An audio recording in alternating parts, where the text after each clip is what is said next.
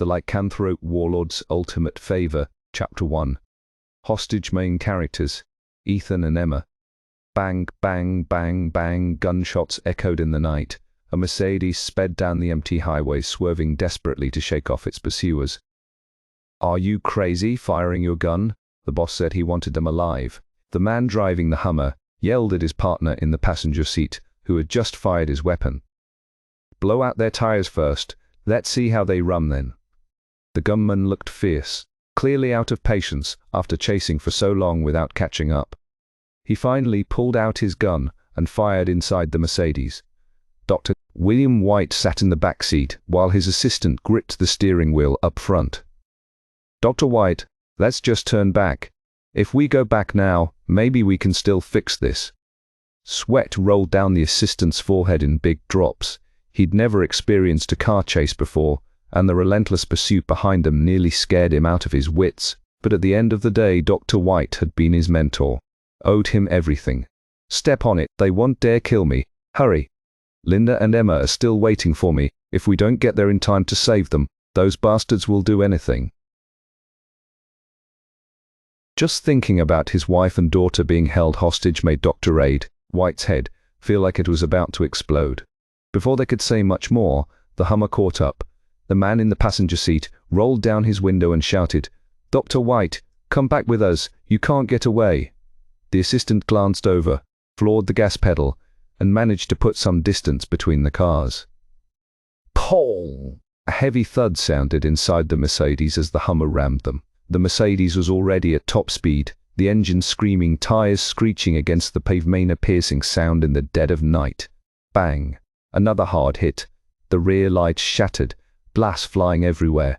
The Mercedes spun out of control, veering toward the curb. The assistant, an experienced driver, managed to straighten the wheel at the last second and headed for the tunnel entrance. If they could just make it through, they'd be close to where Linda and Emma were being held. "Damn it! Guess you want to do this the hard way. I don't believe we can't catch you." The Hummer's passenger had lost all patience. Ignoring earlier warnings, rage clouded his eyes as he reached out the window, squeezed the trigger, and fired. A bullet blew out the Mercedes' rear tire. The Mercedes lost control, and in that instant both men inside could sense death closing in. At that moment, a massive truck barreled toward them from the opposite direction. In a split second it smashed into the Mercedes, flipping the car through the air. It rolled dozens of yards before crashing down, windows shattering to pieces. The two men in the Hummer stared, eyes wide as saucers. The truck driver glanced back nervously but didn't stop, just sped away. This was bad, really bad. The two men from the Hummer rushed over. Glass shards were embedded in Dr. White's face, thigh and neck, blood pouring out. The driver checked for a pulse at his carotid artery. Nothing. He was dead. Both men looked terrified. How would they explain this to the boss? All they'd meant to do was force the car to stop. They never expected it would end like this. They checked the assistant in the driver's seat, too, was covered in blood, clearly dead. Gasoline dripped from the wreck. "Run. It's going to blow." They sprinted away, jumped in the Hummer, and sped off. Behind them, an enormous explosion rocked the tunnel, flames lighting up the night sky. Inside the Mercedes, Dr. White and his assistant were incinerated. Nothing left but ashes. Meanwhile, elsewhere, Linda White and her daughter Emma were tied up in an abandoned building, dirty rags stuffed in their mouths so they couldn't even scream. Terror filled their eyes as they waited for death. Linda tried desperately to shield Emma with her body, doing everything she could to protect her precious daughter in these final moments. "Boss, Dr. White still isn't here. You think something happened, or maybe that old man just isn't coming. Doesn't care if his wife and kid die. Please, in the face of money. Family means nothing. Dr. White's salary at Ethan's research institute is over $100 million a year. You really think he'd risk his life for his wife and kid?" On the other end of the phone, a cold, calculating voice replied after a 3-second pause. "Dr. White is dead. Neither of them can be left alive. Do it." "Roger that." Before hanging up, the henchman hesitated. Boss, that girl's kind of cute. Maybe let me have her." The man's lecherous eyes lingered on the cowering girl. Her cheeks bulged behind the gag, and her big tear-filled eyes looked like two glistening grets. Adorable. Linda heard what he said, and gagged as she was, tried to plead, moving herself in front of Emma, shaking her head desperately. "Some dogs never change. Hurry up. I want photos of their corpses in 15 minutes. He hung up, a slimy grin on his face that made Emma's skin crawl. Emma trembled in the corner, her thin body shaking. Even someone as innocent as her could understand the filth in that man's words. Linda's hands and feet were bound. She couldn't fight back, but kept positioning herself to shield her daughter. Her muffled cries were pleas for mercy, but the thug only saw her resistance as entertainment. Linda clung to Emma, their bodies pressed together, sharing what might be their last warmth. "Get out of the way, old hag!" He yanked Linda away and tossed her aside like trash. She hit the concrete floor hard. Emma tried to crawl back to her mother, her delicate hands scraping against the rough floor, tears streaming down her face. The man grew impatient, grabbing Linda by the hair and twisting her neck to expose her throat. "Go join your old man. Stop getting in the way." Before Linda could react, he brought the knife down. Linda collapsed, dead in an instant, blood pooling across the floor. "Damn, wasted 2 minutes on this." He sounded annoyed, as if killing someone was no more trouble than squashing a bug. Chapter 2. A Werewolf. Emma stared in shock at the scene before her, frozen with terror. She couldn't even scream anymore. Her world seemed to collapse in that moment. She had just watched her mother murdered right in front of her eyes. She wailed, her cries muffled by the filthy rag, rolling across the floor toward her mother. The man walked over and yanked the rag out of her mouth. Emma shoved him away with her shoulder, her voice soft and broken from grief and fear. "Mom!" Her cries pierced the air, full of sorrow and despair. The man's actions made Emma feel sick to her stomach. She turned away, trying to crawl closer to her mother, knowing deep down that no one was coming to save her. She'd rather end her own life than face this greasy, disgusting man. Emma lifted her head, shut her eyes, and prepared to smash her head against the wall. Anything to escape this nightmare, but the man grabbed her by the hair and threw her to the ground. "Not so fast, sweetheart. Don't die yet. I'll send you to join your parents soon. One big happy family reunion." Tears streamed down Emma's flawless pale cheeks. The man looked her up and down and muttered, "Damn! I almost feel bad killing you," before he could do anything else. Bang, bang, bang, bang, bang. The sudden burst of gunfire erupted. The man jumped, his earlier excitement instantly replaced by terror. He looked around frantically. His henchmen who had been keeping watch were all down. Bang! A gunshot cracked right in front of him. Emma shrank back in fear. "Awoo!" the man screamed, panic-stricken. Before he could see who was coming, a bullet tore through his thigh. Blood gushed out, and he collapsed, his face twisted in agony. "Mark, did you do that on purpose? Why not just finish him off? Is it really that hard?" His voice rang out, playful yet cold. Another voice answered, even colder. "What's the rush? Let him suffer for a while. We'll deal with him soon enough." Emma heard the voices and looked around, but saw no one. Whoever they were, they had to be her saviors. A group of figures stepped into view. Emma stared dazed as they approached tall, imposing men. She immediately noticed the man in front. He was strikingly handsome, at least 6'3", with chestnut brown hair, deep-set eyes, thin lips, and a strong nose. His features were so perfect, they seemed sculpted. Every detail was breathtaking. He didn't look local. Emma had never seen anyone like him, not at school, not on the street, not even on TV.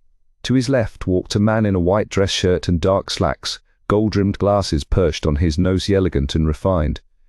On his right stood a man in a black shirt, arms covered in tattoos, his expression cold, hair cropped short. He held a gun loosely at his side, clearly not someone to mess with. Emma guessed he was the one who fired the shot. Behind them more men followed, guns drawn. Emma didn't recognize any of them, but she could tell they were nothing like her kidnappers. Their powerful presence was overwhelming. Making her shrink back in fear, the tattooed man stepped forward and stomped on the wounded man's head, grinding his face into the rough concrete. The man howled in pain, his face quickly scragged raw. "Please have mercy, I was just following orders. Spare me, I'll do anything, work for you, whatever you want," the wounded man begged on the ground. "Work for me, you?" The tattooed man sneered and fired a shot. A blood-curdling scream echoed through the abandoned building. The man clutched his ruined groin, writhing in agony. Skax tsk. Maybe you'll think twice before scaring girls like that, the man with the glasses said, glancing at Emma huddled in the corner, then looking down on the writhing man with contempt. The wounded man didn't last long, bled out, and died in agony. The tattooed man kicked his body off the floor like it was a soccer ball. Emma turned away, unable to watch. The scene was too horrifying. She crawled toward her mother, desperate to reach her. The tall man turned and stepped in front of her. Emma saw his shoes, then looked up to meet his gaze. Their eyes met.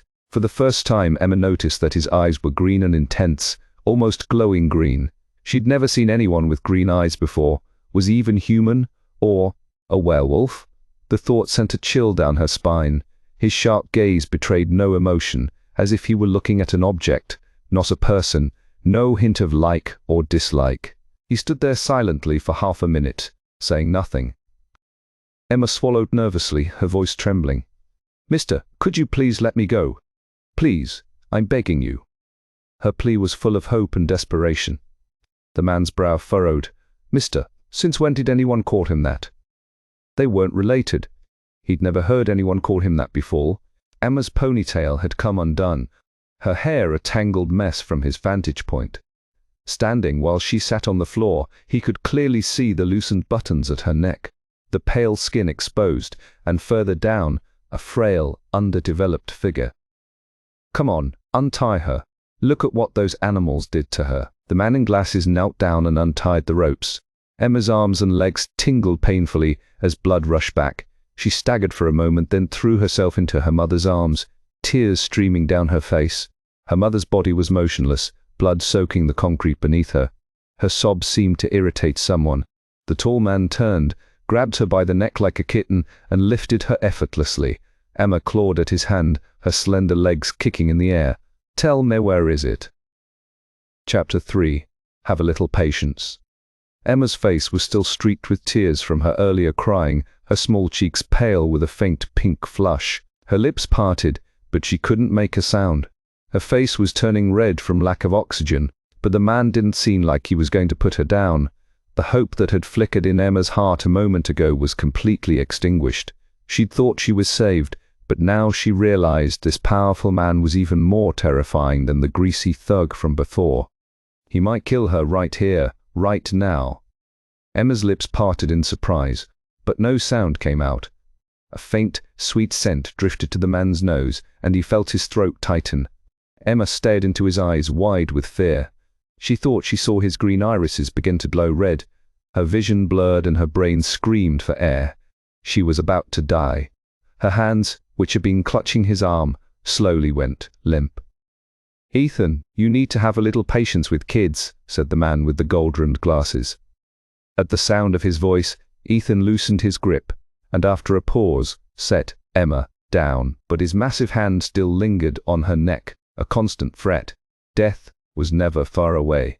"Did you hear what I said just now? Hand it over," Ethan demanded. Emma gasped for breath, his burning hot hand still gripping her neck. If she couldn't answer, would he just strangle her on the spot? She shook her head in terror like a rag doll. "I don't know what you're talking about." "I really don't know anything," she stammered. She barely had time to catch her breath before Ethan lifted her by the neck again. "Don't know? If you don't tell me, I'll drop you from here." Emma glanced down in horror. They were 7 or 8 stories up, in an abandoned building. If he threw her down, her brains would be splattered. Everywhere she'd die horribly, just like that corpse from before. Clinging desperately to his hand, Emma stammered, "They took us to threaten my dad. I really don't know what it is you want." It took all her strength just to get the words out. Ethan's grip tightened, clearly dissatisfied with her answer.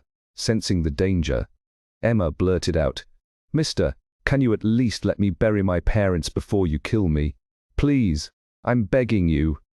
Tears streamed down her cheeks again. Her hands clung to his arm, and even through the fabric she could feel the unnatural heat radiating from his body.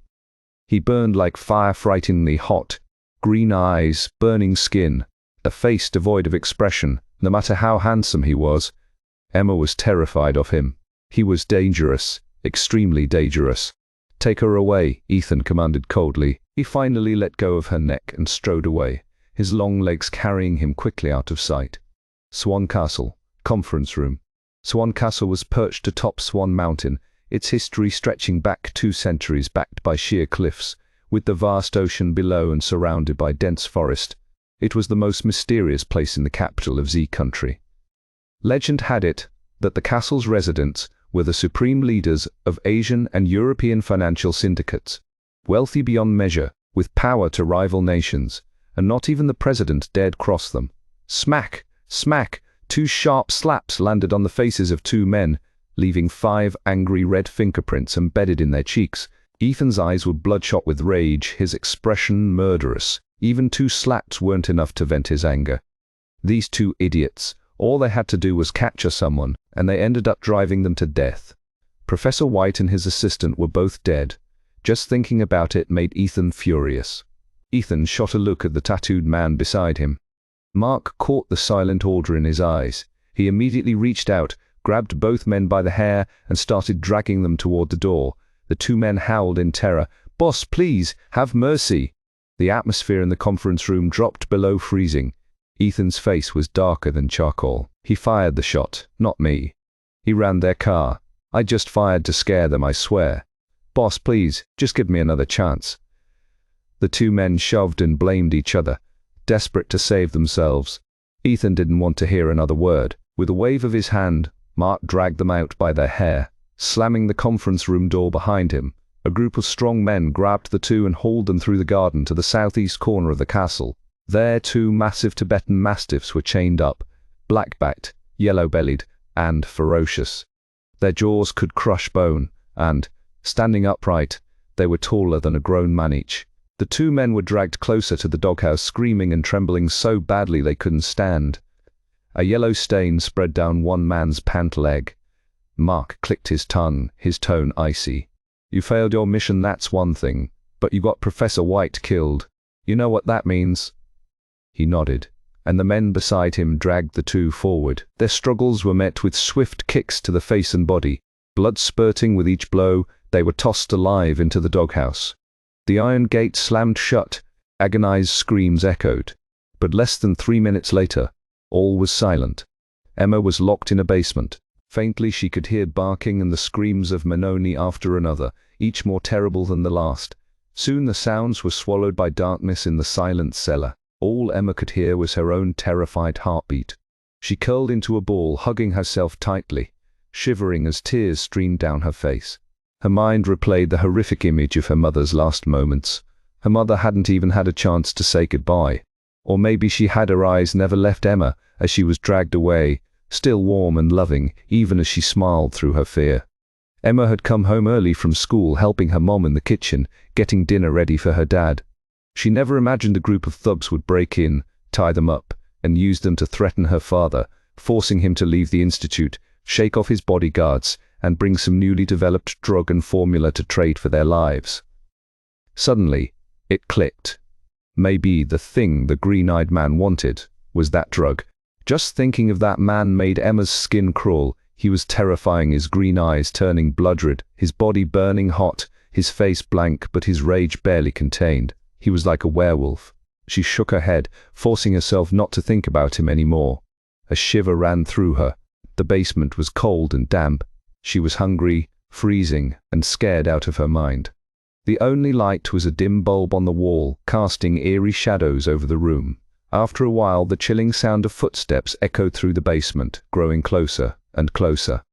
End of chapter 4. How old are you? Emma's heart pounded in her chest, terrified that the monster's hand might come for her throat again. A man with gold-rimmed glasses walked in, giving her a gentle smile. He bent down to meet her eyes and asked softly, "Do you remember me?" Of course, Emma remembered him. He'd spoken up for her several times, polite, well-mannered, definitely a good guy. Seeing it was him, her nerves eased a little. Her tear-streaked lashes fluttered as she looked up at him. The man squatted beside her, still smiling. "Hey, little one, how old are you?" His voice was gentle, like an older brother talking to his kid sister. Emma was just about to answer when the green-eyed man strode in. She didn't need to look to know it was him. His presence alone made her freeze, her face going pale again. She dropped her gaze, too afraid to speak or even answer the question. The man with glasses noticed her fear and chuckled, his tone playful. Don't mind him, let me guess. 15, 16. Emma frowned a little. Did she really look that young? Was he teasing her for being short or what? She pressed her lips together and shook her head. The man guessed again and again, each time younger, and Emma just kept shaking her head, feeling more and more exasperated. She only looked young. She was already 18. Dr. Lee felt a little defeated. As a doctor, he couldn't even guess a girl's real age. With all his experience, 18 relationships and counting, he figured a petite frame like hers had to belong to a kid. Emma hugged herself tighter, glanced up at him, then over at the green-eyed man standing nearby. Dr. Lee finally gave up, his tone light. All right, I give up. Why don't you just tell me? Emma stayed silent. The green-eyed man's eyes drifted down, catching sight of her skirt. Wasn't that the uniform from Capital University? Dr. Lee was skeptical. She didn't look like a college student at all. You're in college? He asked. Emma nodded, voice barely above a whisper. Yeah, I just started my freshman year. Lee's eyebrows shot up, surprise written all over his face. He'd met plenty of college girls, but none who looked this young. The green-eyed man, growing impatient with all the small talk, took a step forward. Emma shrank back, clutching the hem of her skirt. Dr. Lee noticed and quickly got to the point, hoping to keep her safe from another outburst. I'm Dr. Lee, a physician. You can trust me. I'm not a bad person. His tone was calm, meant to soothe her. Emma looked up at him. She did trust Dr. Lee, but she didn't trust the man beside him. Dr. Lee continued. Did Professor White ever give you anything? Maybe something important. Emma's eyes flickered with confusion as she tried to remember. Or did he ever mention any formulas, antidotes, or medicines? Anything related to drugs, maybe? Dr. Lee watched her closely, searching her eyes for a clue. Emma's lips parted as if to answer, but out of the corner of her eye she saw the green-eyed man staring at her skirt. She glanced down too, realizing her knees and calves were scraped and bloody from rolling on the floor earlier. Worse, her skirt had ridden up. A bits quickly tugged it down, turning her face away in embarrassment. In a soft, trembling voice she said, I'll tell you, but only if you let me bury my parents first, please. Hey, this girl was loyal to her family, and she even knew how to bargain. Dr. Lee stood up and turned to the green-eyed man. Their eyes met. Then Dr. Lee looked back at Emma. In 2 long strides, the green-eyed man was in front of her. Without a word, he grabbed her and yanked her to her feet. His grip, rough and painful. Fear surged through Emma once more. She instinctively covered her neck. Terror etched across her face. Poor girls. He was flinching just from his touch. If you can't give me a straight answer, does that mean I get to strangle you? Ethan's eyes were icy, his words sharp and threatening. Emma met his gaze, her clear blue eyes full of stubborn courage. She knew hiding from him would only make her seem guilty. If she was doomed anyway, she'd rather take care of her parents' burial first, anything to buy a little time. They locked eyes, neither backing down. Just then Mark walked in and stopped in front of Ethan. Boss, it's done. Ethan yanked Emma closer, his tone cold and threatening. You hear that your parents' funeral is taken care of? If you don't hand over what I want, I'll smash their gravestones and dig up their graves tomorrow. No. Emma grabbed his arm, eyes wide with panic. His burning hot skin seared her palm. She shook his arm, tears streaming down her face as she begged, Please don't, please.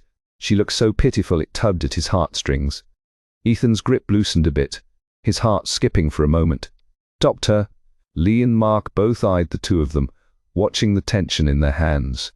After a moment, Ethan let go and turned to leave the basement, Mark following close behind. Dr. Lee looked Emma up and down, a faint, meaningful smile on his lips. He tilted his head and said, Let's go. He was almost at the door when he noticed Emma hadn't moved. He turned back and snorted. What, planning to sleep here? Emma bit her lip, hesitating. Where are you taking me? She asked warily. Relax, you'll be fine. I'm taking you to your room. It's all set up for you, Dr. Lee said, waving her along. Emma followed him cautiously, glancing around at the strange, extravagant architecture. This place was nothing like a normal house, too grand, too European, almost magical. She could almost believe she'd been transported to another country. She had no idea where she was, All she remembered was being forced into a car, driven up a mountain, led into a castle, and then locked in the basement. "This is your room," Dr. Lee said as they stopped at a doorway. Dr. Lee, if I tell you what I know, can I go home?" Emma asked. Needing to be sure she didn't want to risk being killed if they changed their minds. Dr. Lee frowned, clearing his throat as he answered honestly, "You're in a dangerous situation right now. This is the safest place for you," but Emma couldn't imagine anywhere more dangerous than here. Chapter 5. Lying comes with consequences. As long as you tell us what you know, Ethan won't make things difficult for you. So the green-eyed, impossibly strong man was named Ethan. Just thinking about him made Emma shiver involuntarily. This doctor was so much better than him. Weren't people supposed to stick with their own kind?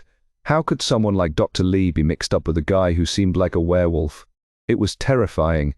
"You go check out your bedroom. I'll get you some medicine," Dr. Lee said, glancing down at her injured legs.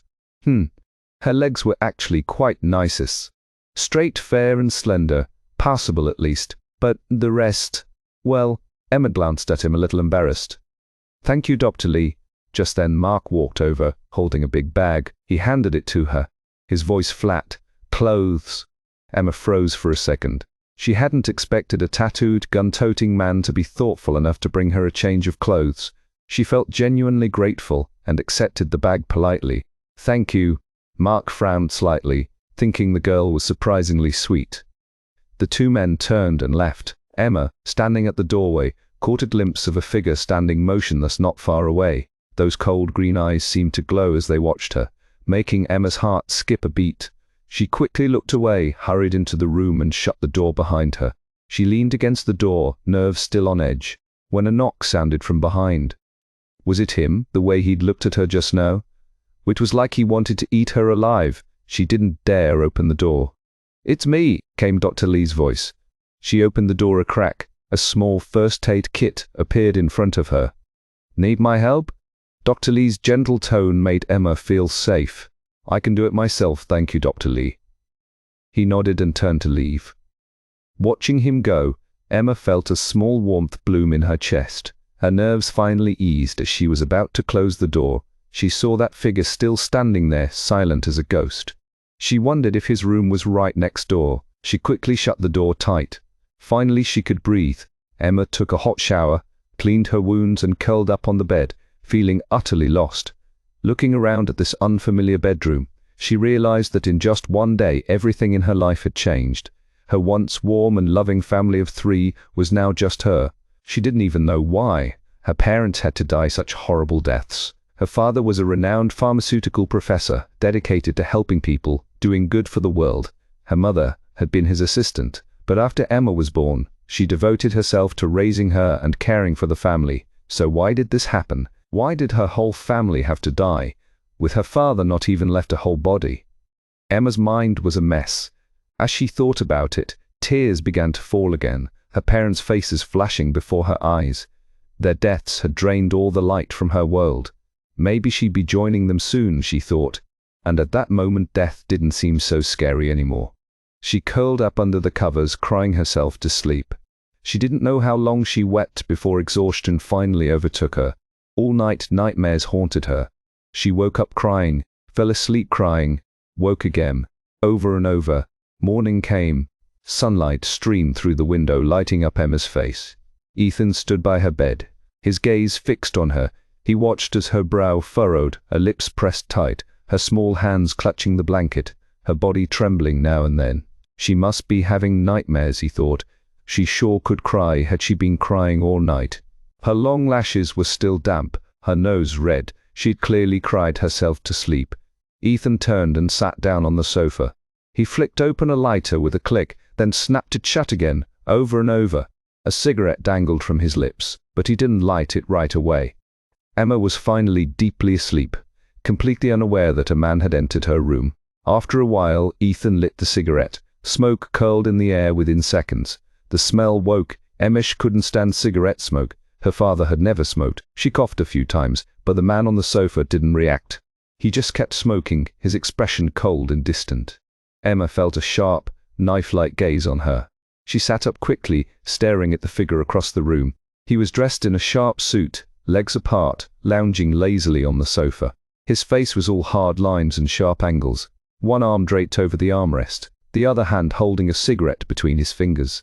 His lips were thin, the cigarette glowing red at the tip, smoke drifting lazily from his mouth. Emma met those glowing green eyes and panicked. What do you want?" she stammered, instinctively shrinking into the corner, clutching the blanket up to her chin, only her round head peeking out, eyes wide with fear. "I'm smoking. Can't you see?" His tone was flat, emotionless, but Emma didn't believe he'd come to her room just to smoke. When the cigarette was finished, Ethan stubbed it out. He stood up and walked toward her. "I'm going to ask you, one last Timware, is it?" He stepped closer, his gaze boring into her as if he could see right through her. "I've buried your parents at Eternal Peace Cemetery. Tell me the truth, or I won't hesitate to send you to join them. Your family can be reunited." He planted one foot on the mattress, his large hand reaching slowly toward her. Emma, panic. "Don't come any closer, please. Just let me go. I really don't know anything." She shook her head desperately, her eyes instantly red with tears. "Don't know, little liar. You know lying comes with consequences, right?" His hand closed around her neck again. Her body went stiff, not daring to move. She could feel death looming over her. Emma instinctively grabbed his hand. The thin blanket slipped off her shoulders, one strap of her nightgown sliding down her arm. Ethan's throat tightened. He swallowed unconsciously, but his grip tightened. He leaned in close, his voice icy and terrifying. "If I squeeze just a little harder, your neck will snap in a second." Tears streamed down Emma's cheeks. Falling onto his fingers, her lips trembled uncontrollably. Chapter 6. The search. Emma fought back with everything she had, clawing at his hand until her nails dug deep into his skin. Ethan's lips curled into a faint, mocking smile. "Looks like you've gotten some strength back," he sneered. Just yesterday, she'd seemed so weak and helpless. His grip on her throat tightened, making her choke out a muffled cry. She couldn't just let him strangle her to death, so she lashed out, kicking him wildly with her legs. She didn't care where she hit, anything to survive.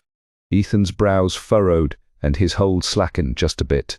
Emma seized the chance to duck her head and bite down hard on the web of his hand. Using every ounce of strength she had, she could actually hear the skin tear, taste the salty tang of blood as it seeped from the corner of her mouth, that finally pushed him over the edge. He grabbed her jaw, fingers digging in so hard, she thought her bones might shatter. He leaned in, his voice low and dangerous. "So you like to bite, huh? Maybe I should pull out your tongue and your teeth. How about that?" Emma couldn't speak, only made terrified, muffled noises like a frightened kitten.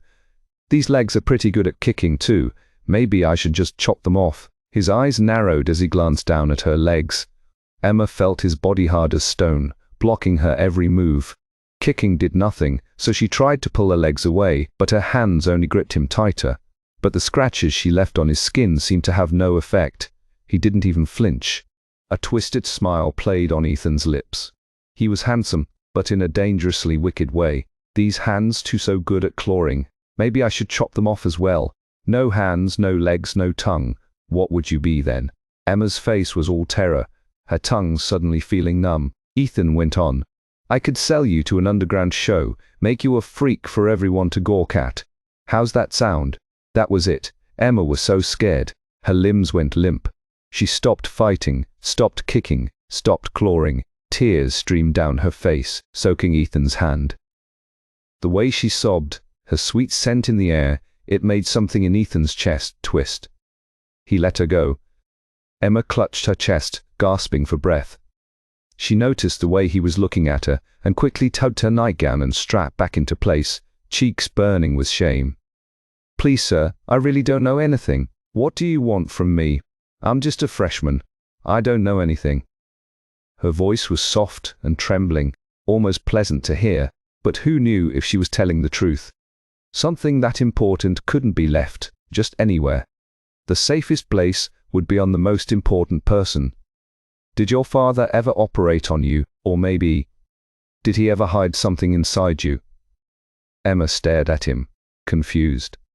Ethan's eyes were dark and unreadable as he stared at her, then down at her dress. Manatee, Emma's eyes flew wide open, staring at him in disbelief. This was just as bad as that creep from yesterday. Turns out he was no different. She crossed her arms over her chest, looking both scared and clueless. Ethan just stood there waiting, his presence cold and intimidating. "I won't." Emma took advantage of the distance between them and dashed for the door, desperate to escape. But she wasn't fast enough. Just as her hand touched the doorknob, Ethan caught her by the back of her neck and yanked her back. She crashed into his chest hard as steel pain shooting up her spine. "Let me go!" She struggled wildly, but Ethan just scooped her up with one arm and tossed her aside. Emma shrieked in terror, scrambling for the bed, but Ethan grabbed her ankle. Her face went deathly pale, terror written all over it. She kicked at him desperately. "Let go! Don't touch me!" Ethan let out a cold laugh. "Hurry up. If you won't do it yourself, I'll help you. If you don't want me to, I'll call every guy in this castle. Maybe I'll just take some pictures and post them online. How about that?" Everyone in Ethan's castle was a man. Just kill me already.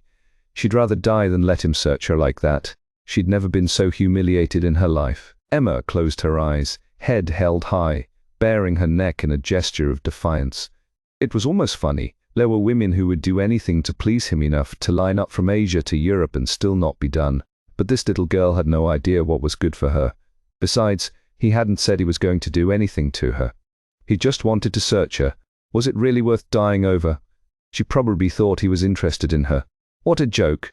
Ethan actually smiled for once, watching her brace herself for death with her eyes squeezed shut.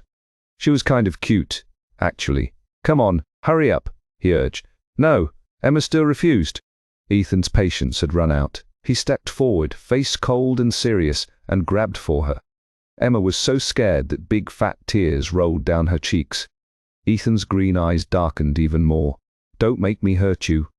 His mixed-race features were striking, but his Mandarin was perfect, every word sharp and clear. Emma was so frightened by his tone she started to tremble. "I won't touch you. It's just a search," he said, his voice a little softer.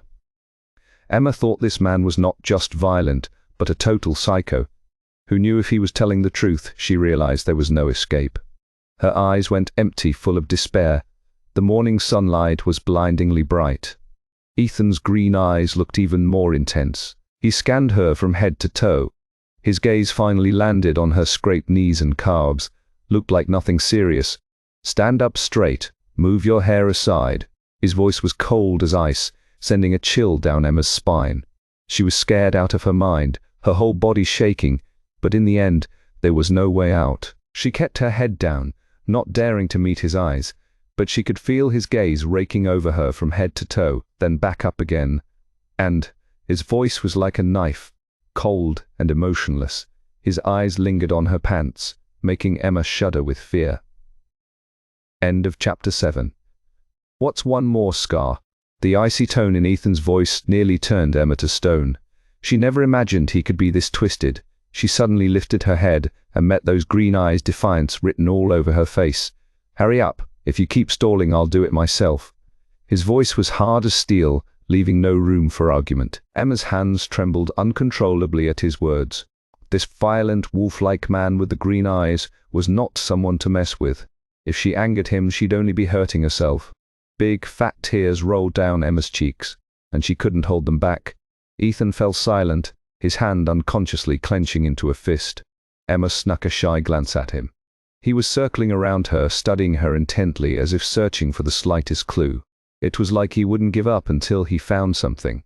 His face was as calm as ever, betraying nothing. But there was something in his eyes she just couldn't read. Was he leering at her? Not exactly. Was he not? That didn't seem right either. That strange, ambiguous tension made Emma afraid to look him in the eye. She bit her lip, tears falling one after another. Thump, thump, thump, thump. Suddenly there was a knock at the door. "Boss." Both of them froze. Ethan's arm shot out, pulling Emma tightly against him. With his other hand he shielded her head, hiding her in his arms. Emma curled up as small as she could, lips pressed tight, hands limp at her sides, not daring to touch him. Standing there, completely enveloped by his broad frame, she could feel the heat radiating off his body. It was so close, it almost burned. The person at the door opened it, only to see 4 legs too thick, too thin, too dark, too pale standing together. He was stunned for a second, forgetting why he'd come in the first place. "Get out!" Ethan's voice was so cold it sent chills down his spine. The man quickly shut the door and left. The room fell silent again, heavy as a tomb. Emma could hear a strong, rapid heartbeat, but couldn't tell if it was hers or his. It pounded in her ears, loud and clear. She took 2 steps back, bent to pick up her nightgown, and held it in front of her. "Is it over?" Her voice was barely above a whisper, so soft only the 2 of them could hear. She was terrified. He'd make another outrageous demand. Ethan's face darkened. There wasn't a single scar on her body. No way anything could be hidden inside her. He grunted, released her, and walked to the door. As he glanced down, he noticed something. "When did that happen?" "Hey," Ethan let out a cold laugh. "Maybe it happened during the struggle just now, but honestly, this wasn't even a real reaction. She wasn't even a woman, yet just a clueless, naive little girl." "Damn it," Ethan cursed under his breath. He opened the door and walked out. Mark was standing straight at the doorway, waiting. Ethan shot him a sharp look, and Mark felt awkward for barging in earlier. Ethan lit a cigarette, taking his time. "Boss, Professor Wen's house burned down last night. There's almost nothing left. Looks like someone wanted to destroy everything," Mark reported. "Our guys checked everywhere, no secret compartments, no safes, nothing that could hide anything. So, the enemy wanted to destroy everything. Was it for money, or for Ethan's life? If it was about money, that was easy. If not, then someone wanted him dead. Whoever was behind this was ruthless and ambitious. In this world, there were countless people who wanted him dead, but he'd never been afraid."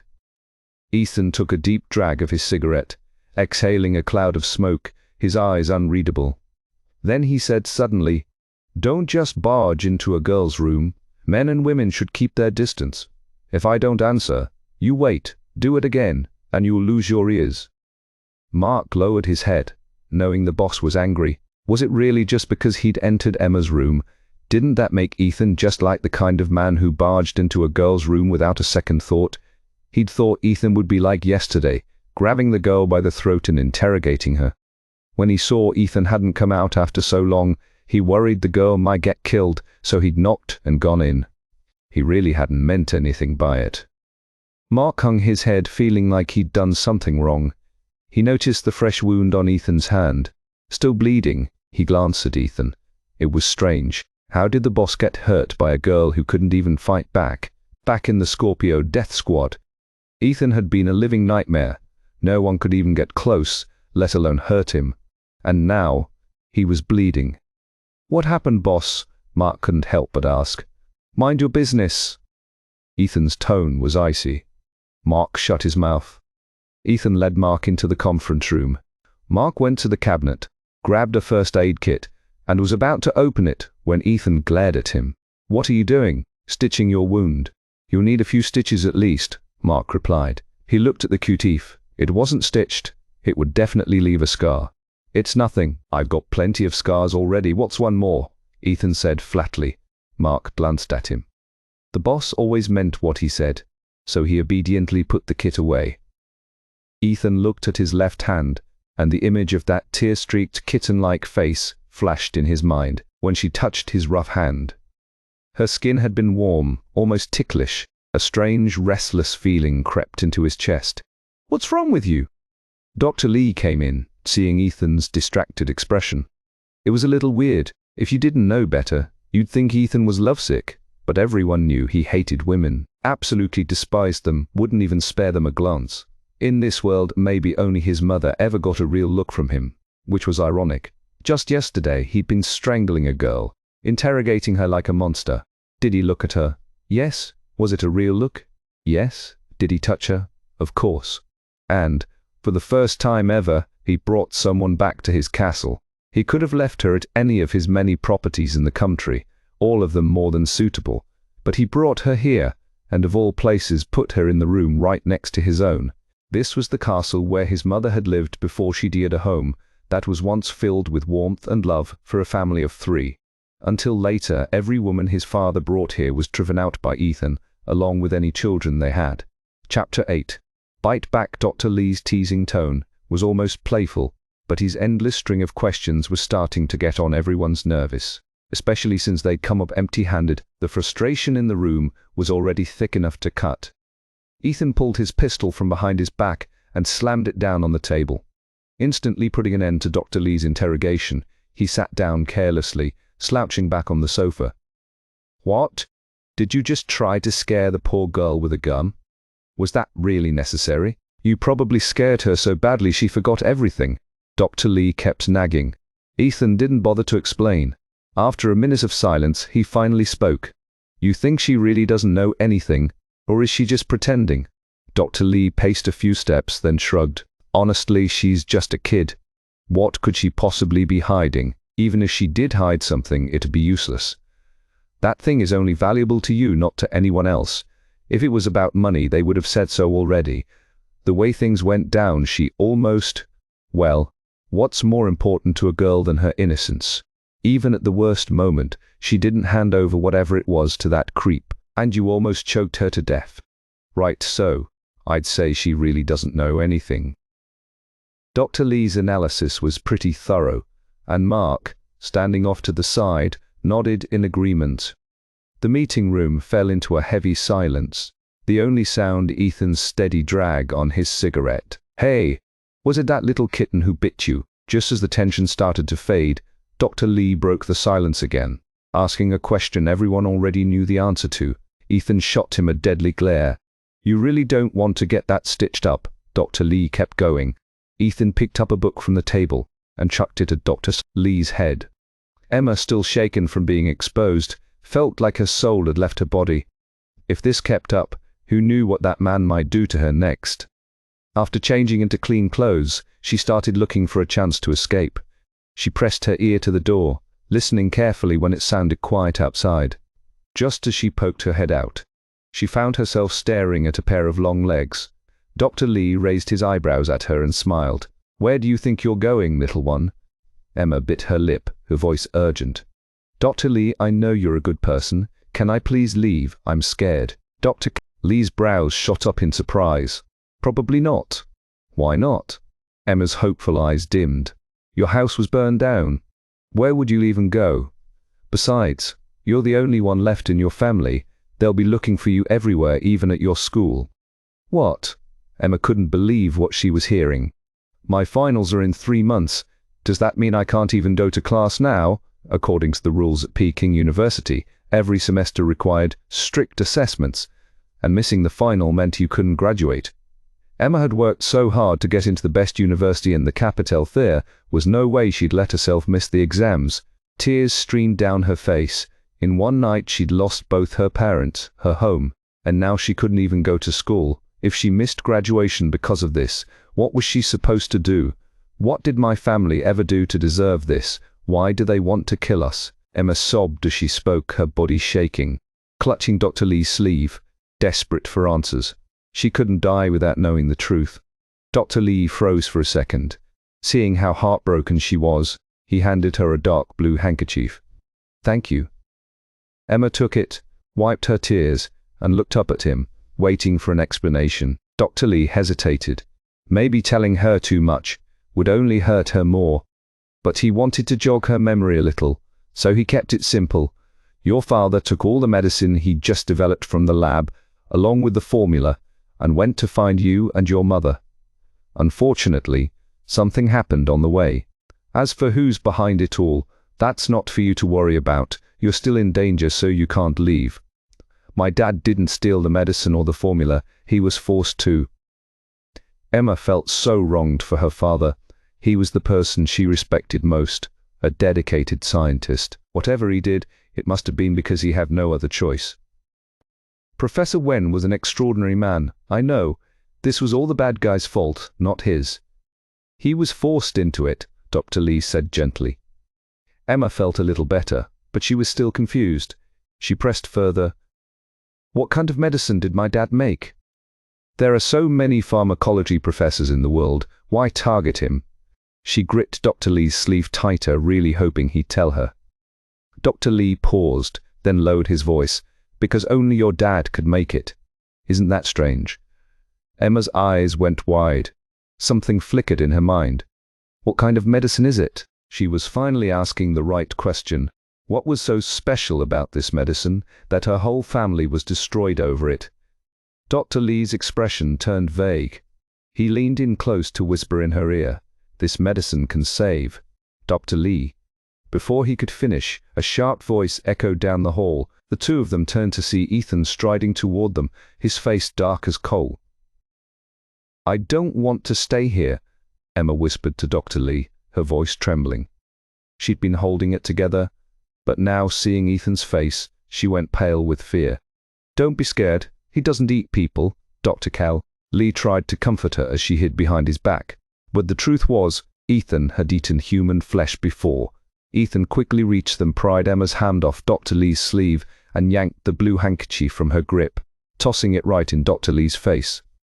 Dr. Lee was stunned, not sure what Ethan's problem was. "Don't say anything you shouldn't," Ethan warned Dr. Lee. Emma noticed the bite mark she'd left on Ethan's hand that morning. It was still deep, the skin torn and bleeding, and he hadn't even bothered to get it stitched up. The wound looked nasty. Ethan saw her staring and sneered. "Oh, right, you tore up my hand this morning, and now you want to leave. How are we going to settle this?" Emma was so nervous, her lips trembling, looking pitiful. She realized maybe she'd bitten him a bit too hard. She slowly reached out her hand and said, "If you want, you can bite me back." Ethan actually laughed. This little girl was so dumb it was almost cute. He grunted, then really grabbed her hand and opened his mouth, pretending he was going to bite her. Emma squeezed her eyes shut, her whole face scrunched up in fear. Ethan looked at her ridiculous expression and growled, "Bite you back? That's way too easy on you. Maybe I should pull your teeth out." No, please don't." She clapped her hands over her mouth. "No, then maybe I should chop your hand off or your foot. You kicked me, remember?" "No, please don't." Emma yanked her hands back, clutching them tight, and took 2 steps back, tears welling up in her eyes. Ethan watched her and let out a cold laugh. "Hey, you owe me." Chapter 9. What are you hiding? Emma opened her eyes, and suddenly it hit her. Sure, she'd bitten Ethan, but only because he'd gone way over the line. He'd almost choked her to death, and he'd seen her completely exposed. The more she thought about it, the more she felt like she was the one who'd been wronged. Why did she owe him anything seriously? Why? "You left bruises on my neck, and you even..." Those last 2 words stuck in her throat. She just couldn't say them out loud. Even what? Ethan tilted his head, watching her struggle to speak, a twisted smile curling at his lips. He'd noticed the dark red marks on her neck. Her skin was so fair and delicate that even the slightest touch would leave a mark press a little harder, and it'd turn purple.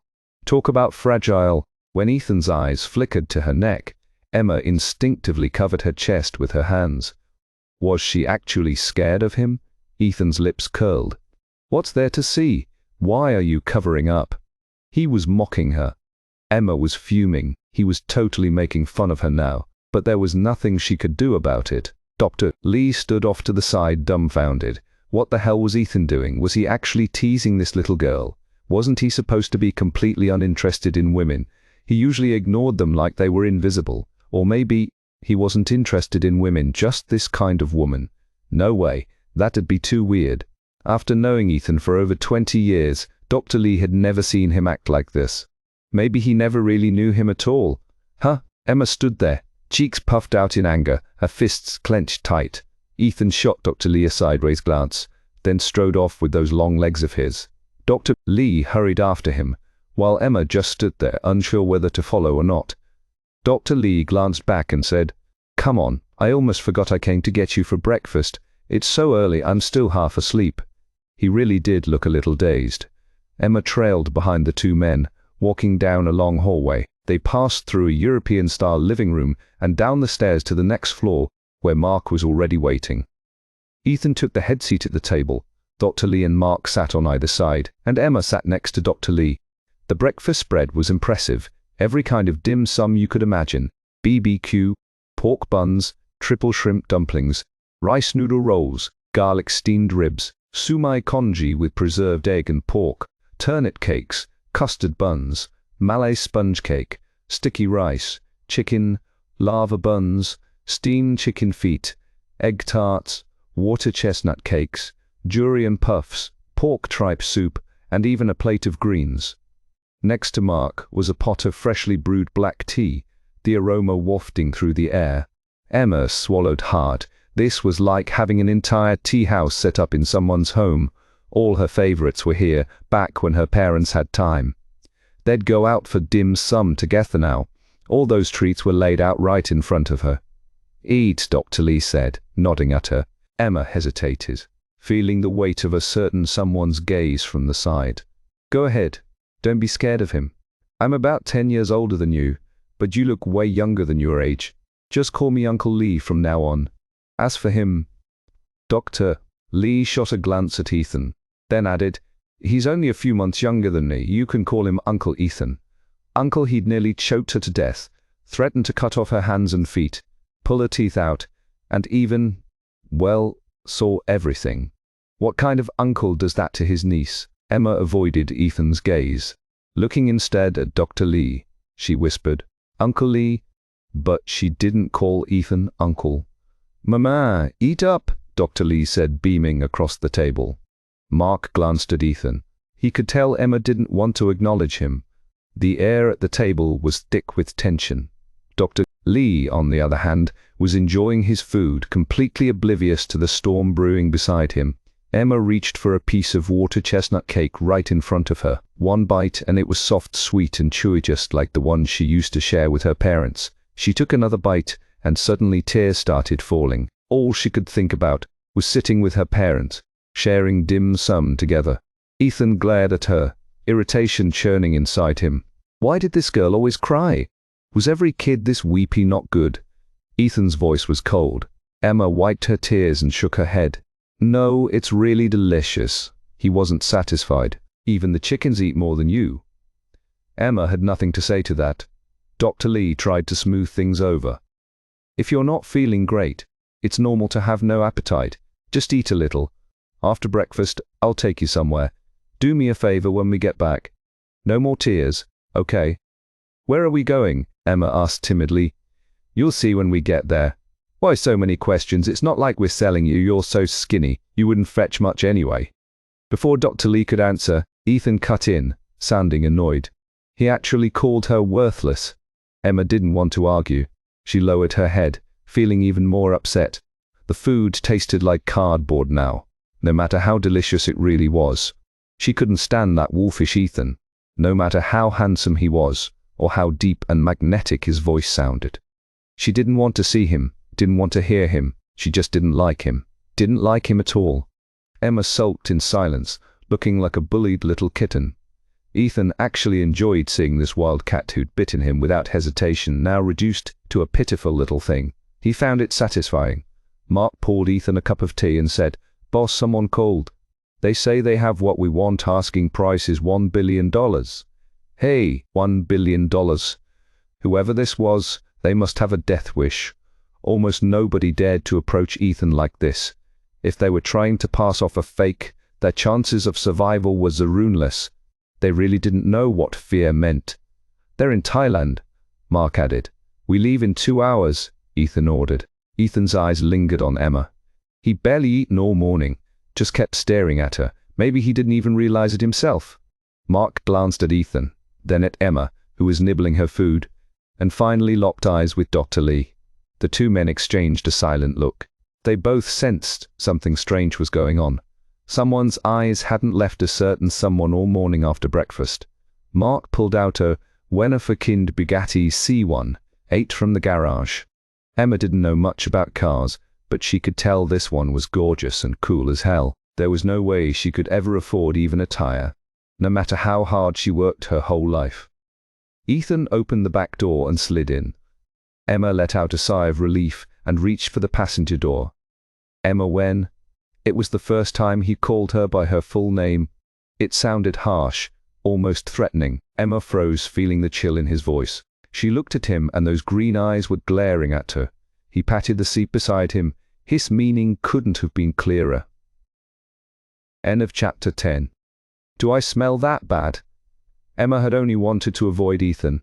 That's why she tried to sit in the passenger seat, but there was no escaping him, Dr. Lee noticed, and with a knowing smile, opened the rear door for her. He took the hint and sat up front himself. Emma sat beside Ethan, and as the car door clicked shut, the space felt even smaller in the closed-off air. Ethan caught the sweet, fresh scent of the girl next to him. They were so close. The fragrance was clearer than ever, a soft sweetness with a hint of calm. Ethan turned his head to look at her, and under that gaze, Emma's heart squeezed with anxiety. She fumbled with her seatbelt, trying to buckle it, her eyes flickering to Ethan's hands, drumming absent-mindedly on his knee. His fingers looked like they'd been carved out of marble, long, strong, elegant. When he wasn't talking, he looked almost regal. Once Emma finished buckling her seatbelt, Mark finally started the car. The whole ride, Emma kept her head turned toward the window as the car wound down the mountain road. She finally saw the castle they'd stayed in the night before. She craned her neck, watching as the 4 sports cars sped away until the trees blocked her view. Only then did she turn back around. She was stunned. She had never expected to spend the night in this place. Wasn't this the most mysterious estate in the country? She'd seen photos online or had it a secretive. Could it really be him? The Bugatti finally stopped at Yongan Cemetery. Ethan had hired a feng shui master to pick this spot. It was the best. Emma placed a bouquet of flowers at her parents' headstone. They were buried together. That was good. Her tears fell silently as she stared at their photo, memories pulling her back to happier days. Every moment with her parents had been pure happiness. She'd always been their little princess. Now, all that love and protection was gone in a flash. Both parents gone, no home left. She couldn't accept it. She was all alone now, and on top of that, she was being threatened and bullied. The more she thought, the harder it was to hold back her tears. Again with the crying, she looked so pitiful that it made everyone around her feel miserable too. How could someone cry so much? Ethan was getting seriously annoyed. He'd always thought women were the most annoying creatures on earth, except for his mother. And this one, she wasn't even half a woman, just a crybaby. Lee gently patted Emma's shoulder, his voice warm and comforting. I know it hurts, but Professor Wen and Mrs. Wen wouldn't want you to drown in sadness. They loved you so much they'd want you to be strong and brave. I believe you can do it. Thank you, Dr. Lee. Emma's voice trembled. Then she corrected herself. Thank you, Uncle Lee. Ethan watched the two of them, finding it ridiculous. He'd handled all the funeral arrangements, bought the plot, hired the feng shui master, and brought her here to see her parents. Not a single thank you for him, but a few comforting words from Dr. Lee. And this ungrateful little thing was all gratitude. Uncle Lee, how sweet. She'd never called him anything like that. A strange emotion flickered in Ethan's eyes. He pulled out a pack of cigarettes, shielding the flame with his hand as he lit one up, then leaned back against the railing, feeling stifled. The sun was glaring, so he pushed his black sunglasses down over his eyes. In the mirrored lenses he could see the little girl sobbing quietly. He finished his cigarette and flicked the butt to the ground, grinding it out with his heel. His cold voice broke the silence. Let's go. Emma sat by the window looking sickly and keeping her distance, her face practically pressed against the glass. Ethan lowered his head and sniffed his collar. Yeah, there was a definite smell of smoke. He looked at her, his tone mocking. What? Do I smell bad to you? He'd smoked in her room that morning and she'd coughed a few times. Clearly she didn't like the smell. Mark caught Ethan's look in the rearview mirror, realizing he was talking to Emma. Dr. Lee glanced back too, but kept quiet. No one answered Ethan's question. The silence dragged on for 15 seconds. Emma didn't even move. Irritated, Ethan reached over and tugged her ear, forcing her to face him. Ow, ow, ow! Emma yelped in pain, but Ethan didn't let go. What are you, deaf? Maybe I should just cut your ears off and fry them up for a snack. No, no, please don't. Emma twisted toward him, her sweet scent drifting over. She tried to pry his fingers off, but he was too strong. Her ear throbbed painfully. She thought he might actually rip it off, up front. Mark and Dr. Lee exchanged glances, neither daring to say a word. Next time I talk to you and you don't answer, I'll cut your ears off, got it? His sharp green eyes bored into her. "Got it," Emma replied, voice tiny and full of grievance. Only then did Ethan let go. Emma rubbed her now brightened ear, her lips trembling. Her bullied look seemed to please him. "Not happy about it?" Ethan glanced at her ear, now red as a ripe apple, and let out a low laugh. Emma didn't answer. She'd been yanked for no reason. What was there to be happy about? A phone vibrating broke the tense silence. Mark answered, then looked at Ethan in the rearview mirror. "Boss, the plane's ready, all the equipment set. Pick a few of the best men to come with us, the rest stay at the castle," Ethan ordered. Emma listened, realizing they were about to leave. She looked at Dr. Lee in the front seat and asked, "Uncle Lee, are you going too?" "Yeah." Emma bit her lip and asked again, "What about Uncle Mark? Is he coming too?" She was talking about Mark. He didn't react at first. No one had ever called him uncle before. He was the kind of guy who delivered clothes to people covered in tattoos. He looked tough, but he really wasn't. "Oh yeah," Mark finally replied. "You can just call me Mark." After hearing the answer, disappointment flickered across Emma's face. Ethan heard her questions from the backseat but said nothing. He just leaned back, looking calm, not a single question for him. The Bugatti wound back up the mountain. Returning to the castle, 2 helicopters waited on the helipad, already spinning their rotors. As the Bugatti rolled up, a bodyguard handed Dr. Lee a huge black case. He checked the contents, closed it, flashed Ethan an OK sign, and carried it up to the helicopter. Chapter 11. People in front, dogs behind. Mark hopped into the pilot's seat. The other helicopter was a bit bigger. Emma counted about 10 men inside, all in camouflage, with guns in hand. They didn't look like ordinary bodyguards, more like a squad of highly trained soldiers. Before boarding, Ethan spoke quietly with the guards, then turned back to glance at Emma before jumping into the chopper. From a distance, Emma watched their helicopter lift off. She knew better than to ask questions she shouldn't. For the first time, she felt a little lighter. No one was watching her. Every move to feeling was amazing. Sure, the guards still kept an eye on her, but at least their stares didn't make her feel like she was constantly in danger. She wandered around, ending up in the garden. The place was huge, filled with all kinds of flowers and greenery, everything meticulously cared for. But as she looked around, she realized something: there wasn't a single rose bush. Roses were her favorite. She thought of her old backyard where her mom had planted roses, blue, pink, red, white, purple. They were beautiful, especially climbing along the wall, blooming in a riot of color. The whole yard would be filled with the sweet scent of roses. She wandered deeper into the garden, not really paying attention to where she was going. Suddenly a loud barking startled her. Deep, booming, thunderous. It sounded terrifying, and it wasn't just one dog. The barking was coming from a building ahead. Was that the doghouse? She crept closer along the edge. The nearer she got, the louder the barking became. Peering through the iron gate, she saw 2 massive dogs, each bigger than a person, drooling and lunging at the door. Emma's legs went weak, and she collapsed to the ground in fright. Even with the gate between them, she felt like she might get torn apart any second. Where there's barking, there's trouble. One of the patrolling bodyguards spotted Emma and rushed over to help her up, warning, "Miss, you can't be here." Fine, she quickly left, deciding she'd never go near the doghouse again. The master of the house was scary enough, but even his dogs were terrifying. She'd never seen dogs this bigger, this fierce. When she got back to her room, Emma felt like her soul hadn't caught up with her body. Every day here seemed to test her nerves to the breaking point. People in front, dogs behind. She pushed open the balcony door. The salty tang of the sea breeze brushed across her face. Looking out, the ocean stretched to the horizon, empty and endless. Not a single boat in sight, just seabirds soaring free. Not bad, she thought. She leaned over the balcony railing for a long while. When she got tired, she collapsed into a lounge chair. The sea breeze was soothing, and before she knew it, she'd fallen asleep. When she woke up, it was already 3 p.m. Rubbing her forehead, Emma realized she hadn't slept that deeply in ages. She got up and headed to the bathroom. That's when she noticed a faint red stain on her underwear. No wonder she'd felt so tired. Her period had started. She instinctively searched the bathroom cabinets for pads. She checked every drawer, but there weren't any. Her mom used to always keep her stocked up with the best ones neatly arranged in the cabinet.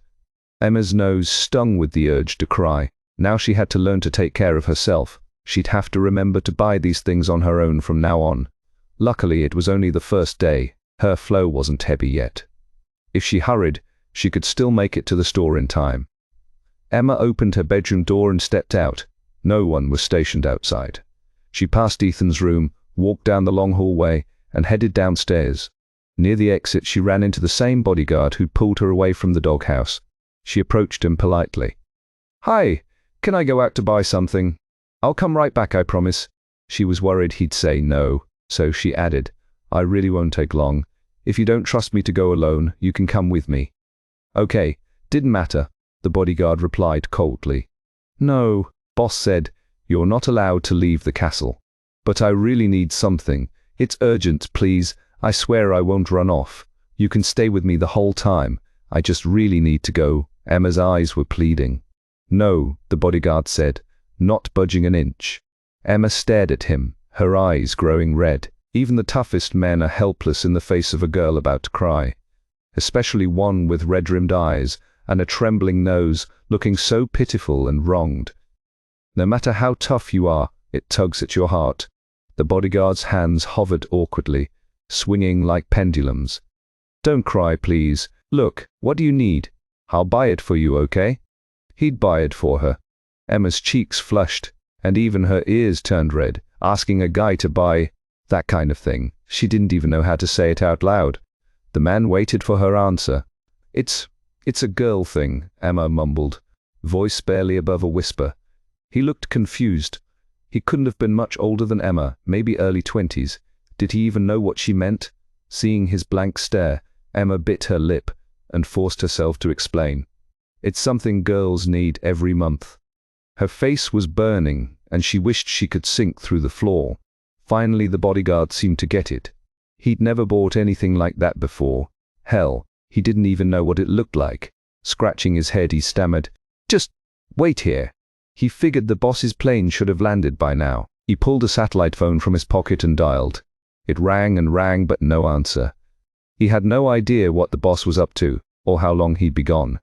The boss never told them anything, and they never dared ask. He looked stuck, torn between rules and sympathy. Emma's eyes shimmered with hope, and she stepped closer, whispering, "It won't take long, I promise." Her eyes were big and bright, pleading with him. He felt like he was under a spell. "All right, but you have to come right back. There's a supermarket at the bottom of the hill. It won't take long." Emma's face lit up. She grabbed his sleeve, her smile so bright it was contagious. Even the bodyguard blushed. "Wait here, I'll get the car." "Okay." A few minutes later, the bodyguard pulled up in an orange SUV. He opened the passenger door, and Emma practically climbed inside. Once she was in, a new problem hit her. She didn't have a single cent on her. Embarrassed, she fidgeted with her skirt and finally blurted out, "Do you have any money I could borrow? I don't need much, just $100 or so. I'll pay you back, I promise." End of chapter 12. Wasting his time. It was pretty embarrassing. Emma really didn't have a single cent on her. She looked at the bodyguard, waiting anxiously for his answer. Jack Wu just chuckled, steering the wheel with one hand as he turned the car around. He drove out of the castle, eyes on the road, not even glancing at her. "Don't worry about it. You'll have more than enough. No need to pay me back. Boss is generous with me. Money's never a problem. I'll pay you back." "Thank you, really," Emma smiled, finally relaxing. "By the way, what's your name?" "Jack Wu." "Thank you, Jack Wooge." Jack Wu had never met anyone so polite to him before. Following Ethan around on military missions, living life on the edge, everyone he knew was rough and tough. Nobody ever said thank you, and no one ever called him G like that. He glanced over at her, lips quirking into a small smile. "Just call me Jack Wall." Emma smiled back and nodded. The SUV rumbled down the mountain toward town. Meanwhile, Ethan and his team spent 3 hours reaching the Thai border. The other party had chosen this spot, deep in territory controlled by armed gangs, definitely not the friendly type. Anyone who opened negotiations with a demand for $1 billion wasn't exactly a good guy. From the front chopper, a man with long legs stepped out, dressed in a black suit, the top 3 buttons of his black shirt undone, showing off a strong, sun-kissed chest. 8 soldiers, rifles in hand, followed behind him. 2 more sat at the helicopter door. Sniper, rifles at the ready. Mark gripped his pistol, standing on one side of Ethan while Dr. Lee stood on the other. There weren't many of them, but their presence was overwhelming. "Mr. Knight, isn't this a bit much? Why don't we go have some fun at a club first, then talk business after?" The man speaking looked to Miss thick beard, curly black hair tied in a ponytail, a cigar clamped between his teeth. He blew a cloud of smoke as he spoke, his expression cocky, swaggering as he walked. His name was Patchen, a Thai Chinese gangster, despite the Chan in his name. There wasn't a good bone in his body on the Thai border. He was infamous for drug trafficking, human smuggling, running brothels. Scamps there was nothing he wouldn't do. Patchen had brought a small squad of armed men outnumbering Ethan's group, but honestly, even if he brought 100, he probably still couldn't take on Ethan's 10. Patchen grinned. "Got a new batch of girls, some of them are special, reserved just for you, Mr. Knight." He took another drag on his cigar. Ethan stood with one hand in his pocket, black sunglasses hiding his eyes, making him unreadable. Mark checked his phone, then looked at Ethan. "Boss, no signal." Patchen chuckled, spreading his hands. "You know how it is, Mr. Knight. Guys like us, living on the edge, it pays to be careful." Patchen had a signal jammer in the back of his truck, was nothing if not cautious. "Cut the crap, show me the goods," Ethan said coldly, not wasting time. "What's the rush? You came all this way. Let me at least play host a little."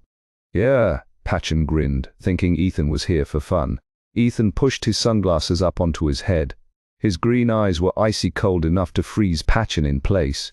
Patchen had heard rumors about Ethan's green eyes, but seeing them in person was something else. They were downright terrifying. This was not a man you wanted to mess with. Deep, unreadable, just one look was enough to make your blood run cold. Eyes like that could kill. All right, my bad. Patchen snapped his fingers, and a man behind him handed over a palmized box. He opened it to reveal several small vials of liquid. Patchen casually picked one up and waved it at Ethan. Dr. Lee glanced at Ethan, who nodded. Dr. Lee stepped forward, took the vial, and opened the black case he'd brought. Inside was a portable testing device. He used a dropper to take some of the liquid, then placed a few drops into the machine, eyes glued to the readout. 10 minutes, that's all it would take to see if the stuff was legit. Patchen laughed. "Come on, Mr. Knight. Everyone in Asia and Europe knows your name. I wouldn't dare try anything with you, not even if I had 800 lives." Clearly, Patchen was confident. He wanted that $1 billion bad. He puffed on his cigar, trying to look relaxed, but his hand was shaking. Back at the helicopter, the snipers stayed on high alert. One wrong move, and someone would get dropped. 10 minutes later, Dr. Lee closed the case, his face serious. He leaned in and whispered to Ethan, "The ratios match, no unknown substances." In other words, what was missing was exactly what Ethan was looking for. Ethan let out a cold laugh. The bodyguards immediately raised their guns, aiming at Patchen's men. Patchen's men responded in kind, panic written all over their faces as they pointed their guns back. Tension spiked. One wrong move and the place would erupt in gunfire. Patchen was so scared, he dropped his cigar, ducking behind one of his men, eyes darting around in terror. Ethan's presence was chilling. Took one step after another toward Patchen, his voice icy. "Anyone who tries to screw me over ends up 6 feet under. You got a death wish?" No, Mr. Knight, Ethan, I swear. I didn't know. There's no way it's wrong. Are you sure your machine's accurate? Maybe you should take it back and test it again." Ethan wasn't interested in listening to his excuses. Anyone who wasted his time like this was just begging for death. He pulled a Desert Eagle from the back of his waistband and aimed it at Patchen. Fired. Patchen, coward that he was, yanked a man in front of him to use as a shield. The poor guy took the bullet straight to the heart and dropped dead instantly. The gunshot was the signal. The snipers and bodyguards opened fire, taking out Patchen's men with ruthless efficiency. It was like they planned it all along. Unshot, 1 kill. Ethan spun away coolly, Mark covering him as he fired. Patchen was riddled with bullets. He died a brutal death. One man managed to break away, running for the jungle in terror. "Leave him alive," Mark shouted, stopping the others from finishing him off. The bodyguards aimed at the fleeing man, but didn't shoot. "Let him go. Let him spread the word." Anyone who tries to mess with Ethan again. One word, death. Mark's words were exactly what Ethan wanted to say. Ethan was furious. He couldn't believe someone had the guts to try and play him. $1 billion. Ha! They didn't get a cent and lost their lives to boot. It wasn't that Ethan was stingy. The goods had been right. He would have paid 10 billion, even 100 billion, without blinking idiots, wasting his time. Chapter 13. Faster. Ethan didn't say a word. Striding quickly toward the helicopter, the pilot fired up the engine immediately. Try to contact the castle by radio, Ethan ordered as soon as he sat down. The lack of signal made him uneasy. On it. The rest of the team boarded the helicopter one after another. What's wrong? Dr. Lee asked. No signal. So what? Let's just head back, Dr. Lee said, trying to keep things calm. But Ethan's face was so dark it looked like a storm cloud. He sat in silence, radiating a cold fury. The helicopter lifted off and began the return flight at full speed. Boss, we got signal now, the pilot called out. Thank God, or he'd be in for a scolding. Ask, is everything okay at the castle? Ethan started to ask about Emma, but changed his words at the last second. The reply crackled through the radio. Everything's normal, but... Miss said she needed to buy something. Jack Wu took her down the mountain. Ethan's anger shot through the roof. What the hell was Jack Wu thinking? He always followed orders, now he dared to disobey. Damn it. He was already pissed off from being played for a fool on this wasted trip, and now this just made it worse. His temper flared inside the helicopter. No one dared make a sound. Faster, Ethan snapped, his voice tight with frustration. Roger that. The only sound left was the furious whir of the rotors as the helicopter sped up, down the mountain. At the supermarket, the orange SUV was parked outside. Jack Wu scanned the area alert and followed Emma into the store. She headed straight for the feminine care aisle. Even for a tough guy like Jack Wu, standing there while a girl picked out pads was awkward as hell. It just felt wrong. He kept his back turned, eyes darting around the supermarket, but always coming back to Emma. Her safety was his top priority. Emma grabbed a few packs and went to the register. The cashier rang up the total 80.5 yuan. Jack Wu tossed a 100 yuan bill onto the counter and moved to push open the glass door. Sir, you're Chang. The cashier didn't even finish a sentence before BOOM. The glass door exploded inward, shards flying everywhere. The sound was deafening. A bullet whizzed past Jack Wu, who instinctively dove backward, crashing into the broken glass. Jack Wu. The sudden chaos left everyone stunned. Emma was frozen in shock. Thinking he'd been shot, screams erupted. Most shoppers dropped to the floor, hiding behind shelves. Some, not realizing the danger, tried to run for the exit. Panic reigned. A burst of gunfire tore through the air. The customers running for the door were cut down instantly, the scene turning bloody in seconds. The bullets kept coming. Whoever was after them wasn't giving Jack Wu any chance to breathe. Jack Wu scrambled up from the floor and lunged toward Emma, shouting, "Find somewhere to hide now? Is there a back door?" he yelled to the cashier. The cashier, terrified, crouched on the floor, clutching her head and shaking violently, desperately shaking her head. No back door, BANG. Another shot rang out. Jack Wu shielded Emma with his body, pulling her deeper into the store as bullets chewed through the shells behind him. "Jack Wu, are you okay?" Emma asked, voice trembling. They ducked behind his shelf. Blood trickled down Jack Wu's face and hands where the glass had cut him, but he ignored the pain. "Stay here. Don't move. I'll be close by." Emma bit her lip and nodded hard. Jack Wu rolled to another aisle, raised his gun, and fired one shot. One kill.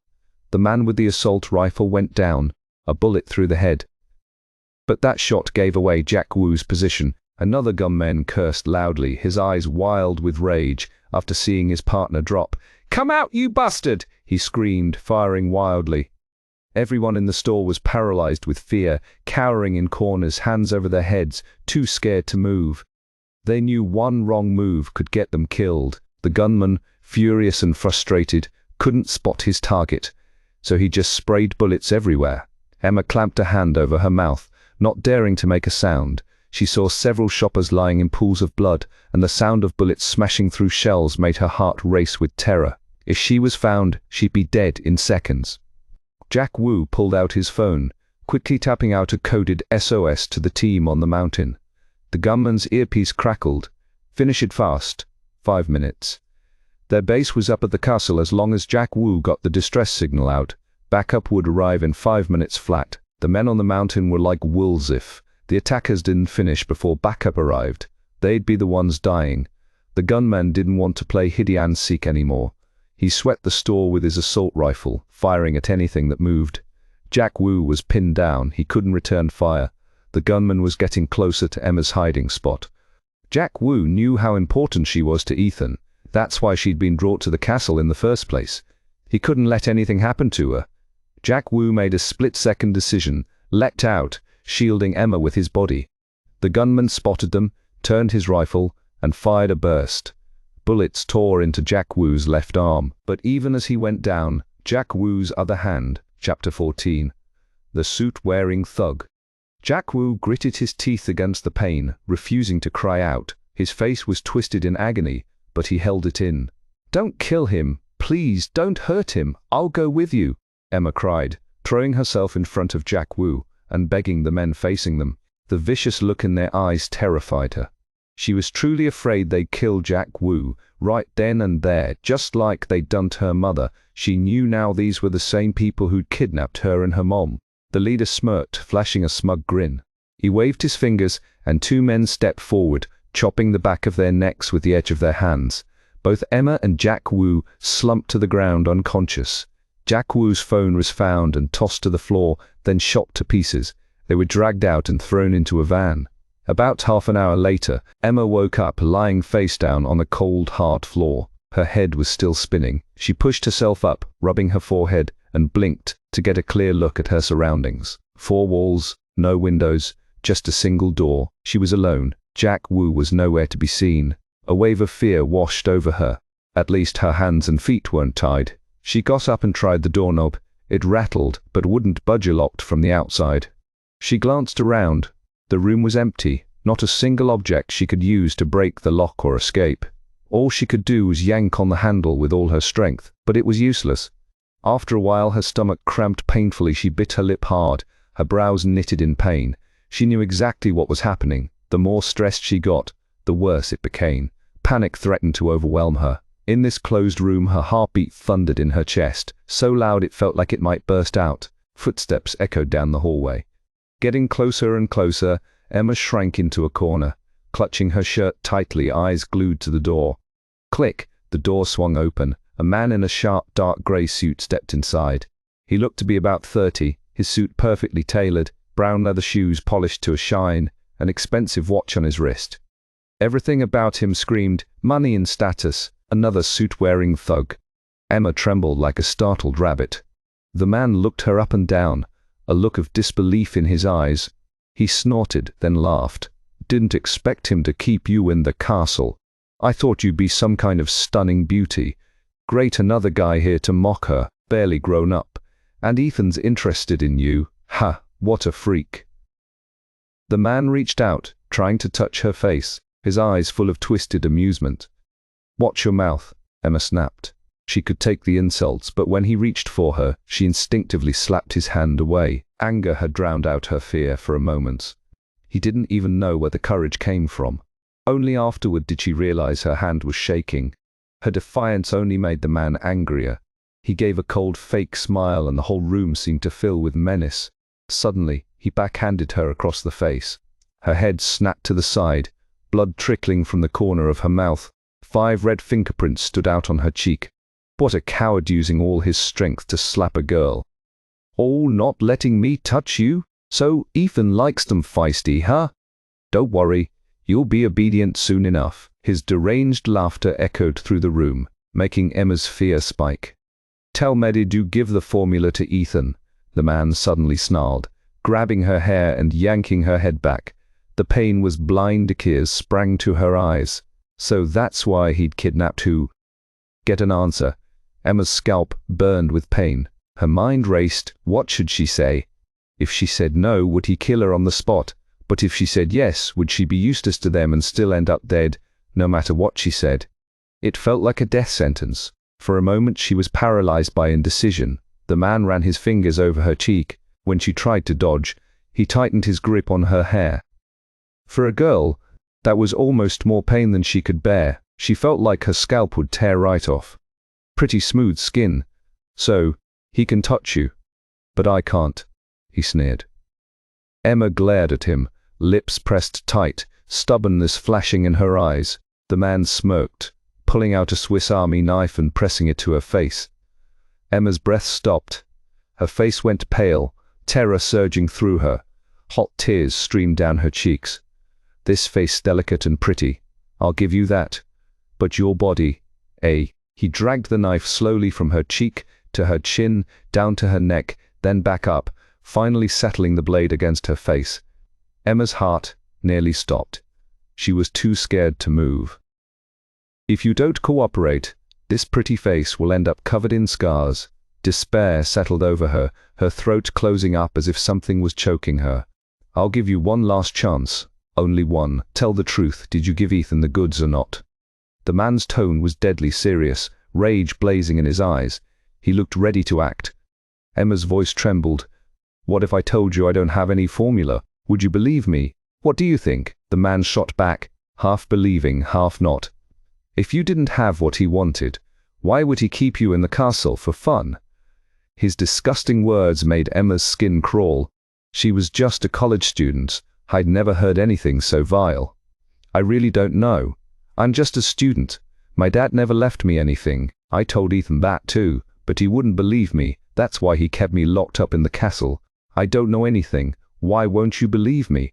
What would I do with some secret formula or medicine? I'm not even sick. She blurted it all out in one breath, tears streaming down her face. She didn't look like she was lying. Really. The man tapped the knife against her face, making her lips tremble.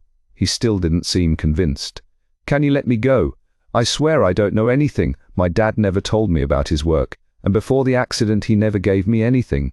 I really don't know. Emma's fear seemed to satisfy the man. He grinned, then suddenly burst out laughing. Ha ha! Looks like that doomed bastard is done for. I won't even need to do anything. He hasn't got much time left anyway. Chapter 15. Powerless. That sick, twisted laughter sent chills crawling down Emma's spine. Now she understood. He'd kidnapped her not to get the formula, but to make sure Ethan never got it. He was the one behind her mother's murder, the one who destroyed her family. Thinking of her parents' tragic deaths, Emma glared at the deranged man before her, her tear-filled eyes burning with hatred. So, in the end, I thought Ethan actually liked you, but with his twisted tastes. Who knows? The man sneered, finally letting go of her hair, mocking her with every word. He shook his head with a sigh. I was going to just kill you and let the formula disappear forever, then wait for him to die. But now, killing you just seems pointless. Pointless. Emma's fear spiked her throat dry as sandpaper. She clutched her shirt tightly. What did he want so? He'd never planned to let her live whether she have the formula or not. Let one of my friends show you a good time. See a bit more of this beautiful world, haha. He clapped his hands. A huge, burly man lumbered in, fat and greasy, his beady eyes locking on Emma. Boss, the big man grunted. The man in the suit nodded and walked out, not even glancing back at Emma. Let's go, the big man barked, grabbing Emma's arm. Where are you taking me? No, please, somebody help me. Emma's palms were slick with sweat, her whole body trembling as she struggled with everything she had. But the man's grip was like iron her. Strength meant nothing to him. Don't waste your energy. No one's coming to save you, the big man said coldly. His words made Emma want to die on the spot. Her eyes widened in terror, panic darkening her world. No, please, no, she begged. But it was useless here. She was dragged out, powerless, and taken to a bizarre, deafening underground club. On stage, 3 women in barely their outfits danced provocatively under flashing lights, the music pounding, the air thick with heat and wild energy. The crowd of men below was a sea of twisted faces, hungry and depraved. Emma had never seen anything like this. Her heart pounded so hard she thought it might burst. Her legs felt weak, barely able to hold her up. Suddenly the music cut off and the dance ended. The women blew kisses to the rabid crowd as they exited, sending the men into a frenzy of cheers and catcalls. "Let me go, please. I'm begging you. Let me go. I don't want to be here," Emma pleaded, desperately trying to yank her arm free. But the big man's grip only tightened. Her strength was nothing compared to his brute force. "Stop struggling, girl. No woman ever leaves this place. You're up soon, better behave, or losing a hand or a foot will be the least of your worries," he snarled, twisting her arm until she cried out in pain. Emma looked around in horror. No one here seemed normal. The club was built in a ring with armed guards patrolling the balconies above, their eyes scanning the crowd. Alert and ready, despair closed in on her like a suffocating blanket. The atmosphere only grew hotter, the men's cheers rising to a fever pitch. The big man dragged Emma back up a set of steps. As the spotlights hit her, the crowd roared even louder. Wolf whistles and shrieks filled the air.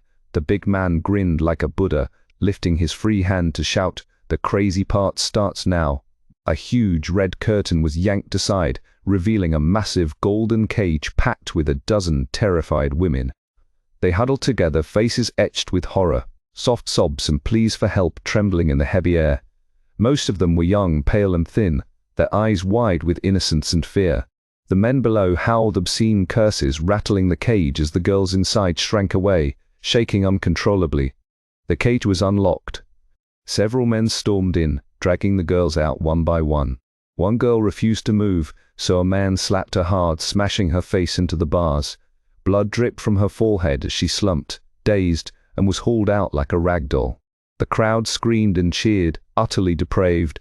If not for the armed guards, the mob would have stormed the stage and torn the place apart. The girls who came out after that didn't dare resist. They knew by now resistance only brought worse beatings. They stood trembling in a line, heads bowed, bodies quivering. "I want that one. I'll take her. I've got cash, let me pay now, hurry up." Voices from the crowd barked out their choices. The big man, seeing the frenzy, waved his hand and shouted, "Tonight's lineup is top quality, all certified virgins." The crowd erupted in another round of cheers. Emma was shoved to the end of the line.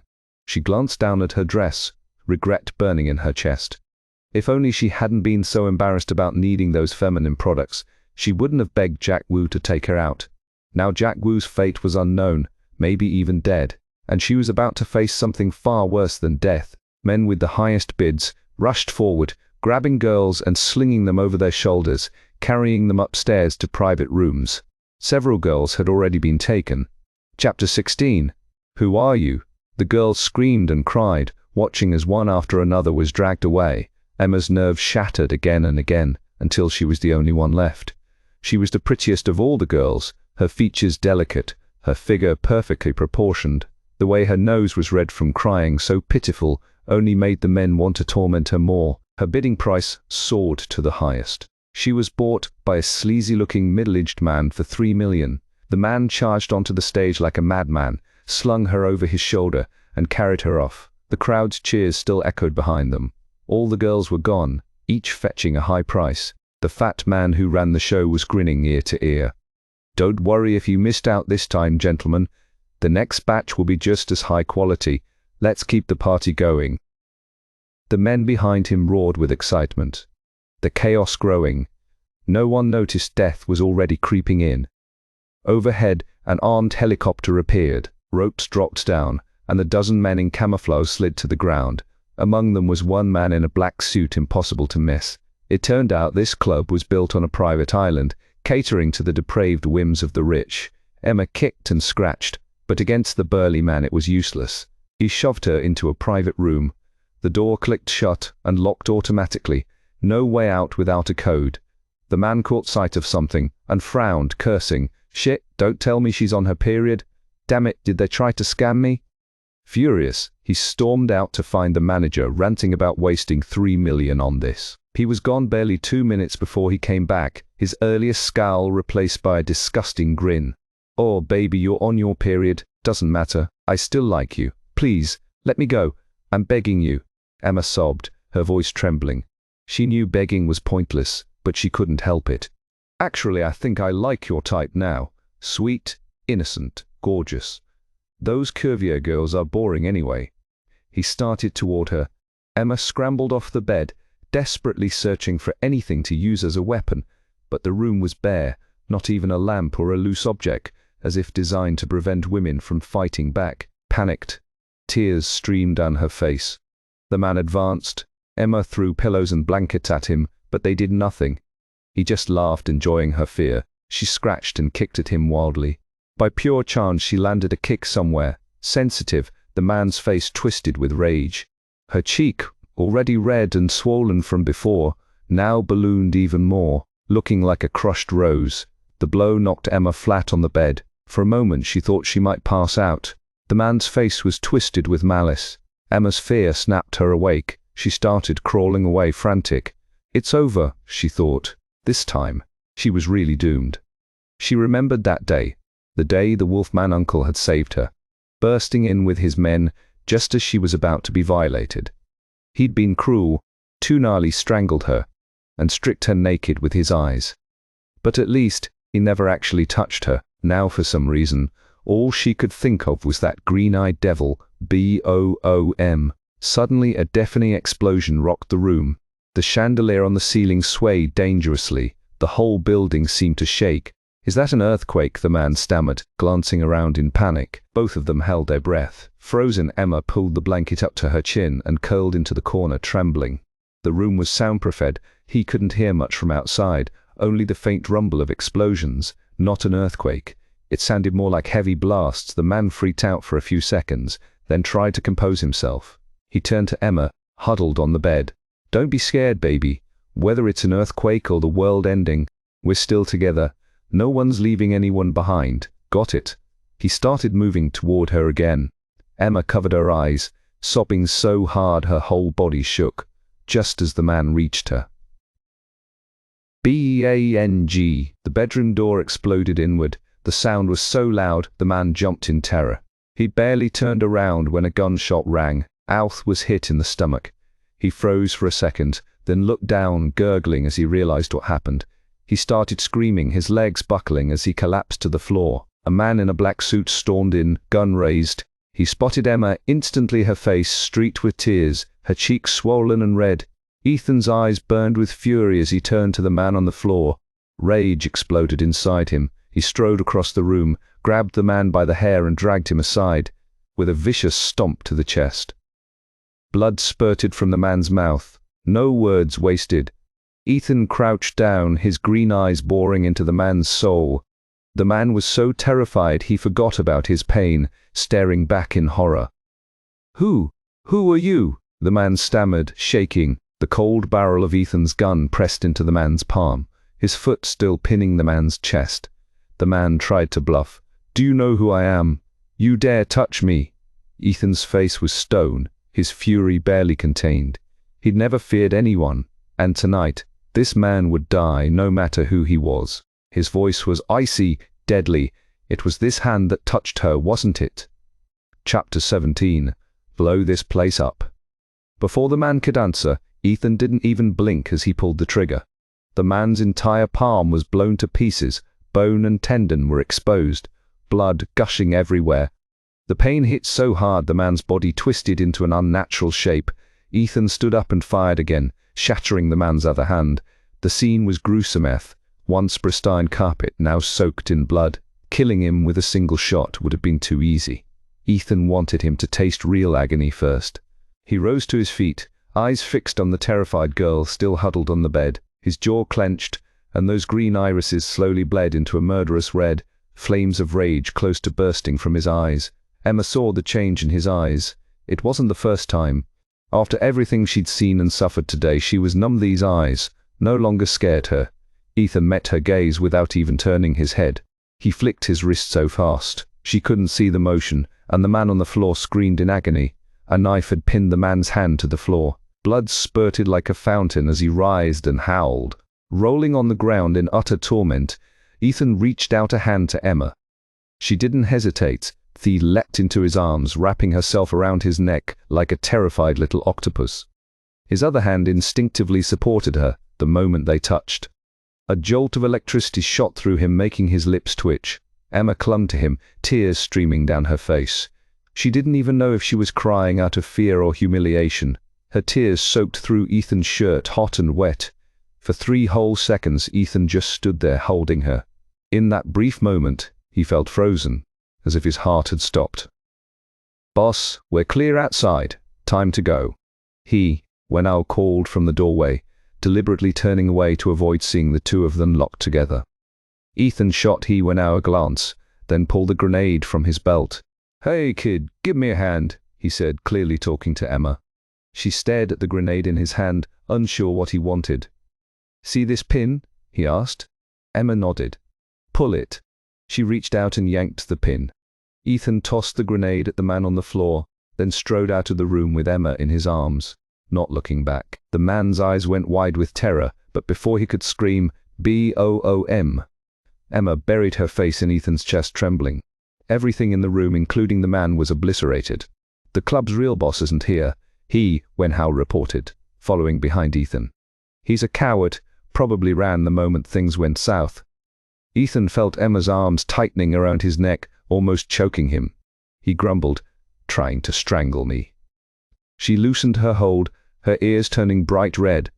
Ethan noticed the corner of his mouth quirking up just a little. "Boss, the fat guy's just the manager. The real boss left him in charge of the island." Wenhao said, gun pointed at the fat man who was now kneeling and begging for his life. "Sir, please, I didn't know Shino. This girl was yours. I'm begging you, spare me." The fat man's forehead was bleeding from how hard he was bowing and groveling. Ethan glanced at him, then shot Wenhao, "A look your problem now." Emma instinctively shrank further into Ethan's arms at the sight of the fat man who dragged her onto the stage. Ethan paused, mid-stride, looked down at Emma and asked, "Did he hurt you?" Emma stayed silent, but her silence said it all. Without a word or a moment's hesitation, Ethan extended his arm and fired a bullet straight through the fat man's forehead. The man dropped dead, mouth still open. All the wealthy perverts who'd been partying in the club were rounded up and marched outside by Ethan's men. The once boiling underground club was now a disaster zone. The guards were either dead or tied up. The rescued were Mendozans, maybe over 100, all kidnapped, huddled together, crying and begging for mercy. It was chaos. Ethan had them moved to a safe area. Once they left, the police would come and handle the rest. The helicopter was already running, blades spinning. Ethan climbed aboard with Emma still in his arms. She was still trembling, clinging to his torso now instead of his neck. He slipped off his suit jacket and draped it over her shoulders. Warmth spread through Emma's body. "Blow this place up," Ethan said coldly. Wenhao hesitated for a split second. Was the boss serious? All the men who came to this island were rich and powerful. Destroying their playground would make a lot of enemies. But Ethan was fearless. He'd take on gods or devils without blinking. Still, he hadn't gone looking for trouble in a long time. Was this for her? Wenhao glanced at the girl in Ethan's arms. Ethan's glare told him all he needed to know. "Yes, Sir Mima." The helicopter lifted off, circling the island as Wenhao launched a dozen missiles. The club collapsed in a matter of seconds, reduced to rubble. The chopper roared away from the island. Inside, the men kept sneaking glances at Emma, then quickly looking away. Usually after a mission they'd joke and banter, but tonight not a single one dared speak. A tiny girl curled up in their boss's arms was a rare sight. Everyone knew Ethan never let women near him. At every party he'd avoid the girls completely. The helicopter landed at the castle. Dr. Simon Lee was already waiting. Ethan carried Emma off the chopper. Dr. Simon Lee took one look at her pale, slender legs and the wounds on them, and his brow furrowed deeply. "Get me a female doctor," Ethan growled before Dr. Simon Lee could even speak. "What? I'm not good enough. A doctor's a doctor. What does gender matter?" "Doctor," Simon Lee protested, but no one answered. Ethan was already gone.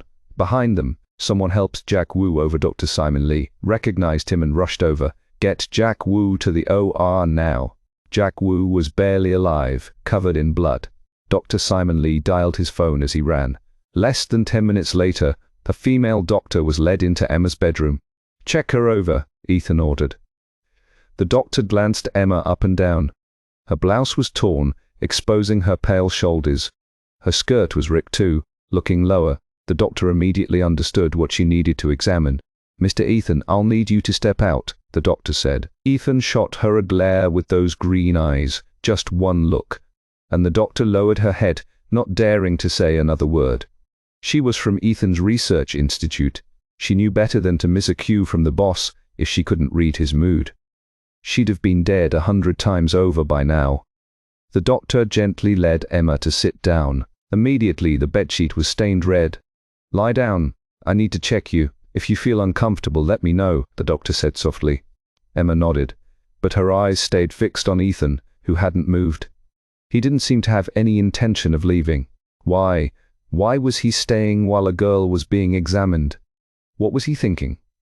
Emma clutched her clothes, unwilling to lie down. Ethan glanced at her, took a couple of steps, thought he was finally leaving, but instead, he sat down on the sofa, turning his head away as if to say, "I'm staying, but I won't look at you. You do your thing. I'll mind my own business." Emma finally lay down. "Come over here," the doctor coaxed gently, her voice soft but clear in the quiet room. Emma obeyed. A bit more. Emma did as told, biting her lip. Head turned toward Ethan's direction, worried he might sneak a glance.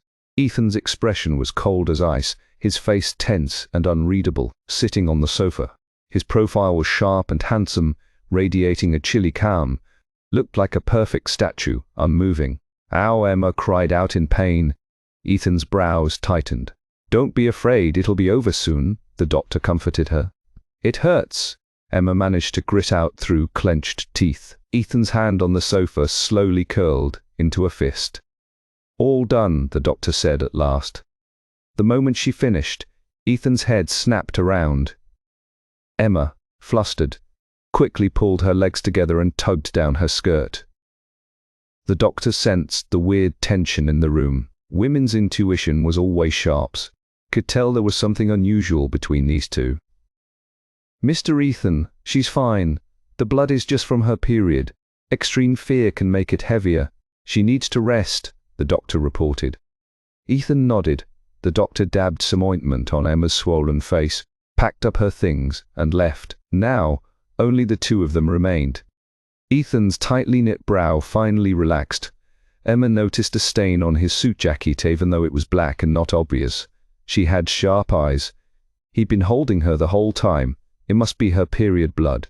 Embarrassed, she said, You can take off your jacket. I'll wash it for you." Seeing her blood on his expensive suit made her feel even more ashamed. Her cheeks flushed bright red. "No need, just throw it away," Ethan snapped, his tone harsh. Emma ducked her head, mumbling, "Oh, of course, a man like him didn't lack clothes. If it was stained with that kind of thing, he must think it's disgusting."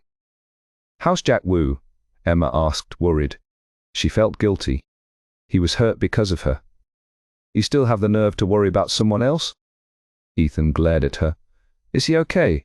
"He got shot saving me," Emma pressed, truly afraid something bad had happened to Jack Wu. "He's dead," Ethan replied coldly, his voice icy. Emma's eyes widened. Tears springing up, she started to cry, her body shaking with grief. "He disobeyed my orders. What use is keeping him alive?" Ethan added. Emma's sobs suddenly stopped. With teary eyes, she looked up at his green gaze, her voice trembling. "He's not really dead, is he? Don't blame him. It was my fault. I begged him to take me out. Please don't hurt him. It's all my fault. I asked him to take me shopping. He was shot several times. He's badly hurt. Please, don't kill him, Jack." "Wu is a good person," Emma pleaded, tugging at Ethan's sleeve, begging him to spare another man even if he was disobedient. She even called him Jack Wu, yet for Ethan. From the moment he rescued her until now, she hadn't given him any nickname at all. Even cats and dogs get called by name, but not him. He was furious. Professor Wen and his wife were well-educated people. How did they raise such an ungrateful brat? What he hated most was women crying, especially crying for another man. It made him irritated just to hear it. "You stay in this room and don't even think about going anywhere. If you disobey, I'll have Jack Wu shot," he threatened, giving her a sharp look before striding out. A few minutes later, a Bugatti Veyron roared out of the castle. Less than 20 minutes later, the Bugatti returned. Ethan carried a large shopping bag straight to Emma's room. The bedroom door was open, the bed was neatly made, told his staff to change the sheets before he left. From the bathroom came the sound of running water. She was showering. Ethan knocked on the bathroom door. Inside, Emma jumped at the sound, the water stopping. "Who is it?" Her voice was small and scared. "Open the door." He sounded impatient. What was he doing? Knocking while she was showering? "What do you want?" Emma wrapped herself in a towel, trembling, terrified he might barge in. "I'll give you 3 seconds if you don't open up. Deal with the consequences." Emma hesitated for 3 seconds, then obediently opened the door. Her hair was wet, water still dripping, her bare shoulders glowing white, her cheeks flushed from the hot water. She stood awkwardly in the doorway. He'd already seen everything. Why was she still so shy? Ethan shoved the shopping bag into her hands. Emma peeked inside, her face instantly burning as she bit her lip and stared at the floor. "From now on, if you need these, don't ever ask another man to take you, and don't let any man buy them for you." Ethan's green eyes bore into her. Emma lowered her head even further, wishing she could disappear. What did that even mean? She couldn't go out alone, couldn't ask any other man to take her, and couldn't let any man buy them for her. There weren't even any other women in the castle. How was she supposed to get what she needed? So why did he buy them for her? Emma was completely confused. Ethan seemed angry as he turned and left. Emma quickly shut the bathroom door. "The last guy who didn't listen, I had him thrown to the dogs. Didn't you know that?" Ethan's voice was cold and commanding. Desert Eagle in hand, barrel pressed right up against Jack Woo's head. Jack Woo had just come out of surgery when Ethan dragged him by the collar into the conference room, tossing him straight onto the floor. The pain was so bad, Jack Woo had to grit his teeth, but he didn't dare make a sound. "Boss, I was wrong. I'll take whatever punishment you want. Just shoot me," Jack Woo said, his wounds splitting open again from the rough treatment, blood soaking through the bandages. Since being caught, Jack Woo had been locked in a basement cage, half dead from blood loss and drifting in and out of consciousness. He'd hallucinated more than once, thinking he'd never see his boss again.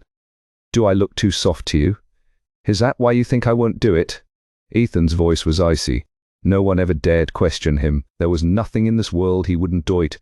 All depended on whether he wanted to with the boss. This angry, the guards at the door didn't dare speak or enter. All they could do was exchange nervous glances. Everyone knew disobeying Ethan's orders was a deadly serious matter. Jack Woo had broken the rules by taking Emma down the mountain, giving their enemies a chance to strike. Just thinking about that little girl almost being violated made Ethan's rage boil over.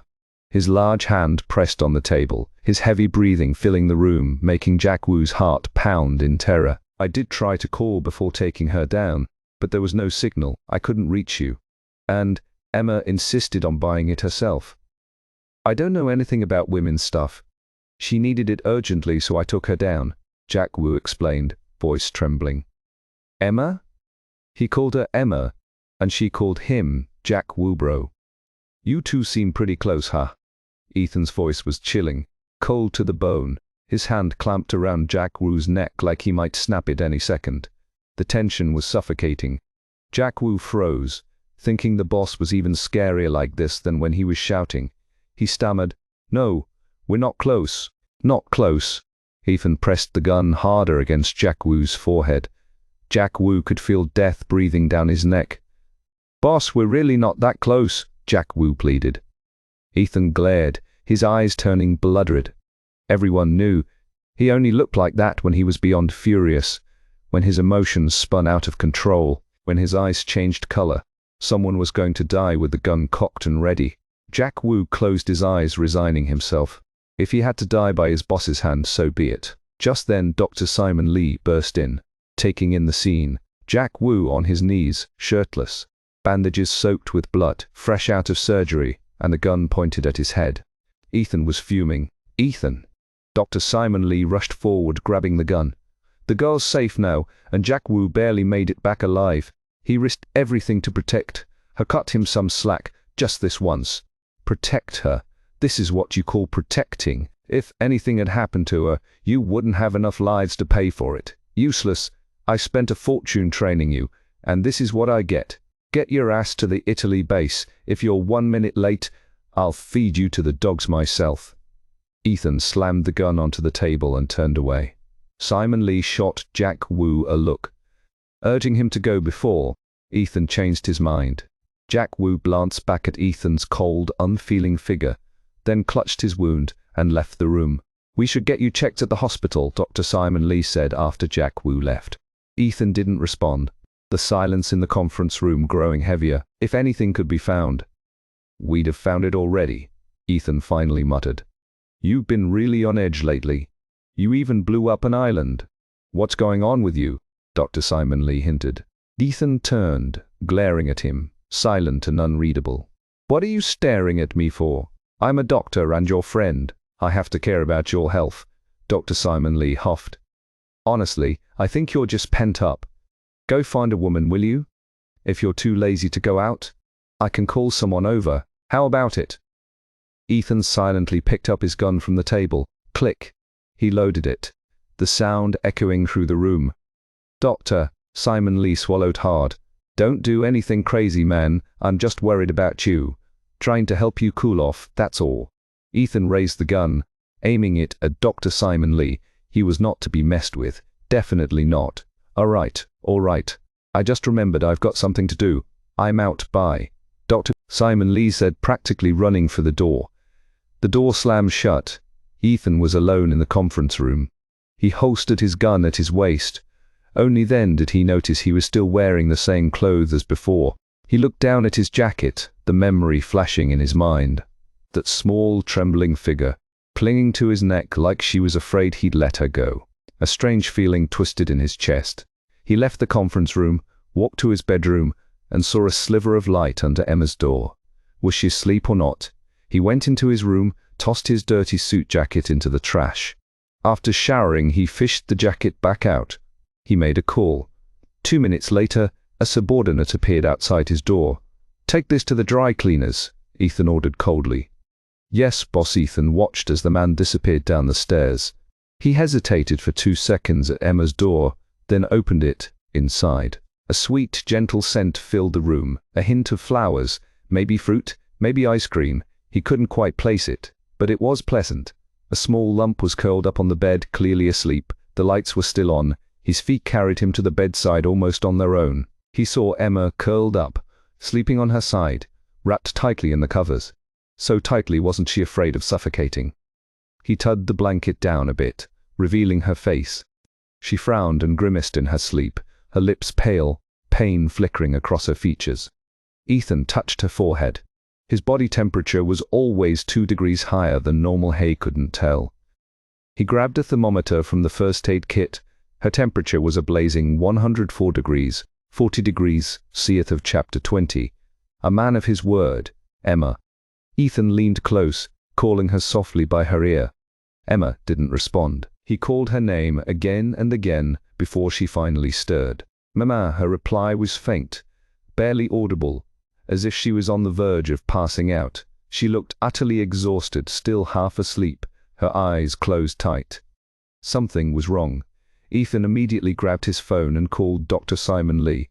"You have 15 minutes to get here. If you're late, I'll put a bullet in you."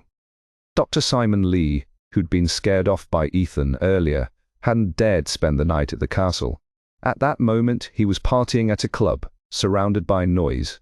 When Ethan's call came through, he barely caught a word before the call was abruptly cut off, rubbing his forehead. Dr. Simon Lee said a quick goodbye to the beautiful woman at his side, looking almost reluctant to leave. The girl's face showed even more longing. He apologized. They exchanged contacts and promised to meet again soon. Less than 10 minutes later, Ethan called again as soon as Dr. said. Simon Lee picked up. That low, threatening voice sent a chill down his spine. "Still, not here. Want me to send a helicopter for you?" No need. I'm on my way." Practically there already. What happened? No explanation, just another hang-up. Dr. Simon Lee was frustrated, but what could he do? You can't mess with a guy like Ethan. Exactly 15 minutes later, Dr. Simon Lee screeched up to the castle in his Lamborghini as soon as he drove in. His phone rang again. I'm here. Dr. Simon Lee was exasperated.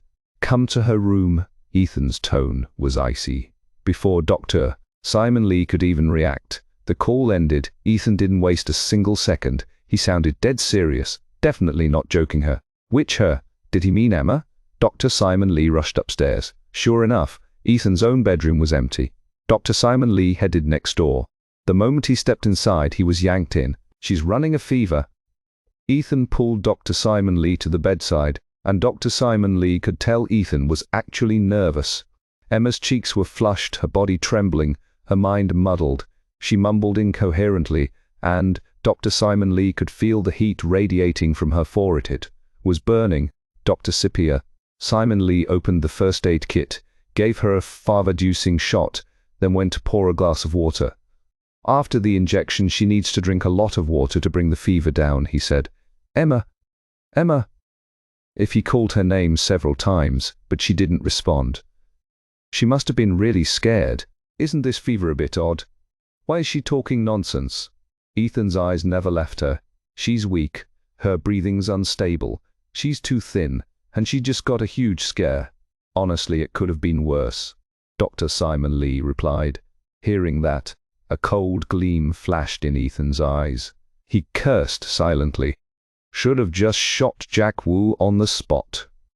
Dr. Simon Lee tried to feed Emma some water with a spoon, but most of it just dribbled down her chin. He wanted to help her sit up, but before he could even touch her, Ethan was already there. I'll do it. His voice was cold as ever, but he'd already sat down by the bed. Ethan supported her shoulders, letting her drooping head rest against his chest. Yeah, this position should help her drink. Dr. Simon Lee continued spooning water, but more spilled than went down. Ethan lost patience, snatched the glass from Dr. Simon Lee, and took a big gulp himself. Dr. Simon Lee was baffled. If he was thirsty, why not just pour himself a drink before Dr. Simon Lee could say anything? Ethan pressed his lips to Emma's, passing the water-mouthed tove. Emma instinctively swallowed a little. Ethan drank again, then repeated the process. Dr. Simon Lee was stunned. What kind of move was this? Was Ethan just using this as an excuse to take advantage of the girl? Was he pretending to help while actually being a total beast? After a few rounds, Emma started to come around. She felt someone holding her, her body instinctively shrinking away. Whatever she was leaning on was hard and uncomfortable. Ethan gently laid her back down. Her long lashes fluttered, and when she opened her eyes, the first thing she saw was the man standing beside her, one with those unpredictable green eyes, watching her closely. Their eyes met. She quickly looked away, flustered, and glanced at Dr. Simon Lee, whispering, "Uncle Sen!" Her voice was soft, but it struck Ethan right in the heart. Was she blind? Did she not see him standing there? He was huge. How could she miss him? She obviously saw him, but just chose not to call his name. Dr. Simon Lee edged around Ethan to Emma's bedside, asking gently, "Emma, are you feeling any other discomfort?" Emma finally collected herself, clutching her stomach. "My stomach hurts," she whispered. Dr. Simon Lee pressed on her lower abdomen. "Does it hurt here?" She nodded. "It's probably just cramps." Emma blushed and lowered her eyes. Dr. Simon Lee smiled. "That's normal. Don't be embarrassed. Take a painkiller for now. This one's from our research lab. Minimal side effects. I'll have someone send over some herbal medicine later." "Thank you, Uncle Sen." Dr. Simon Lee nodded, tidying up the medical supplies. Ethan stood nearby, watching the little girls. He seemed fine now, but somehow he felt even more annoyed. "Thank you, Uncle Sen."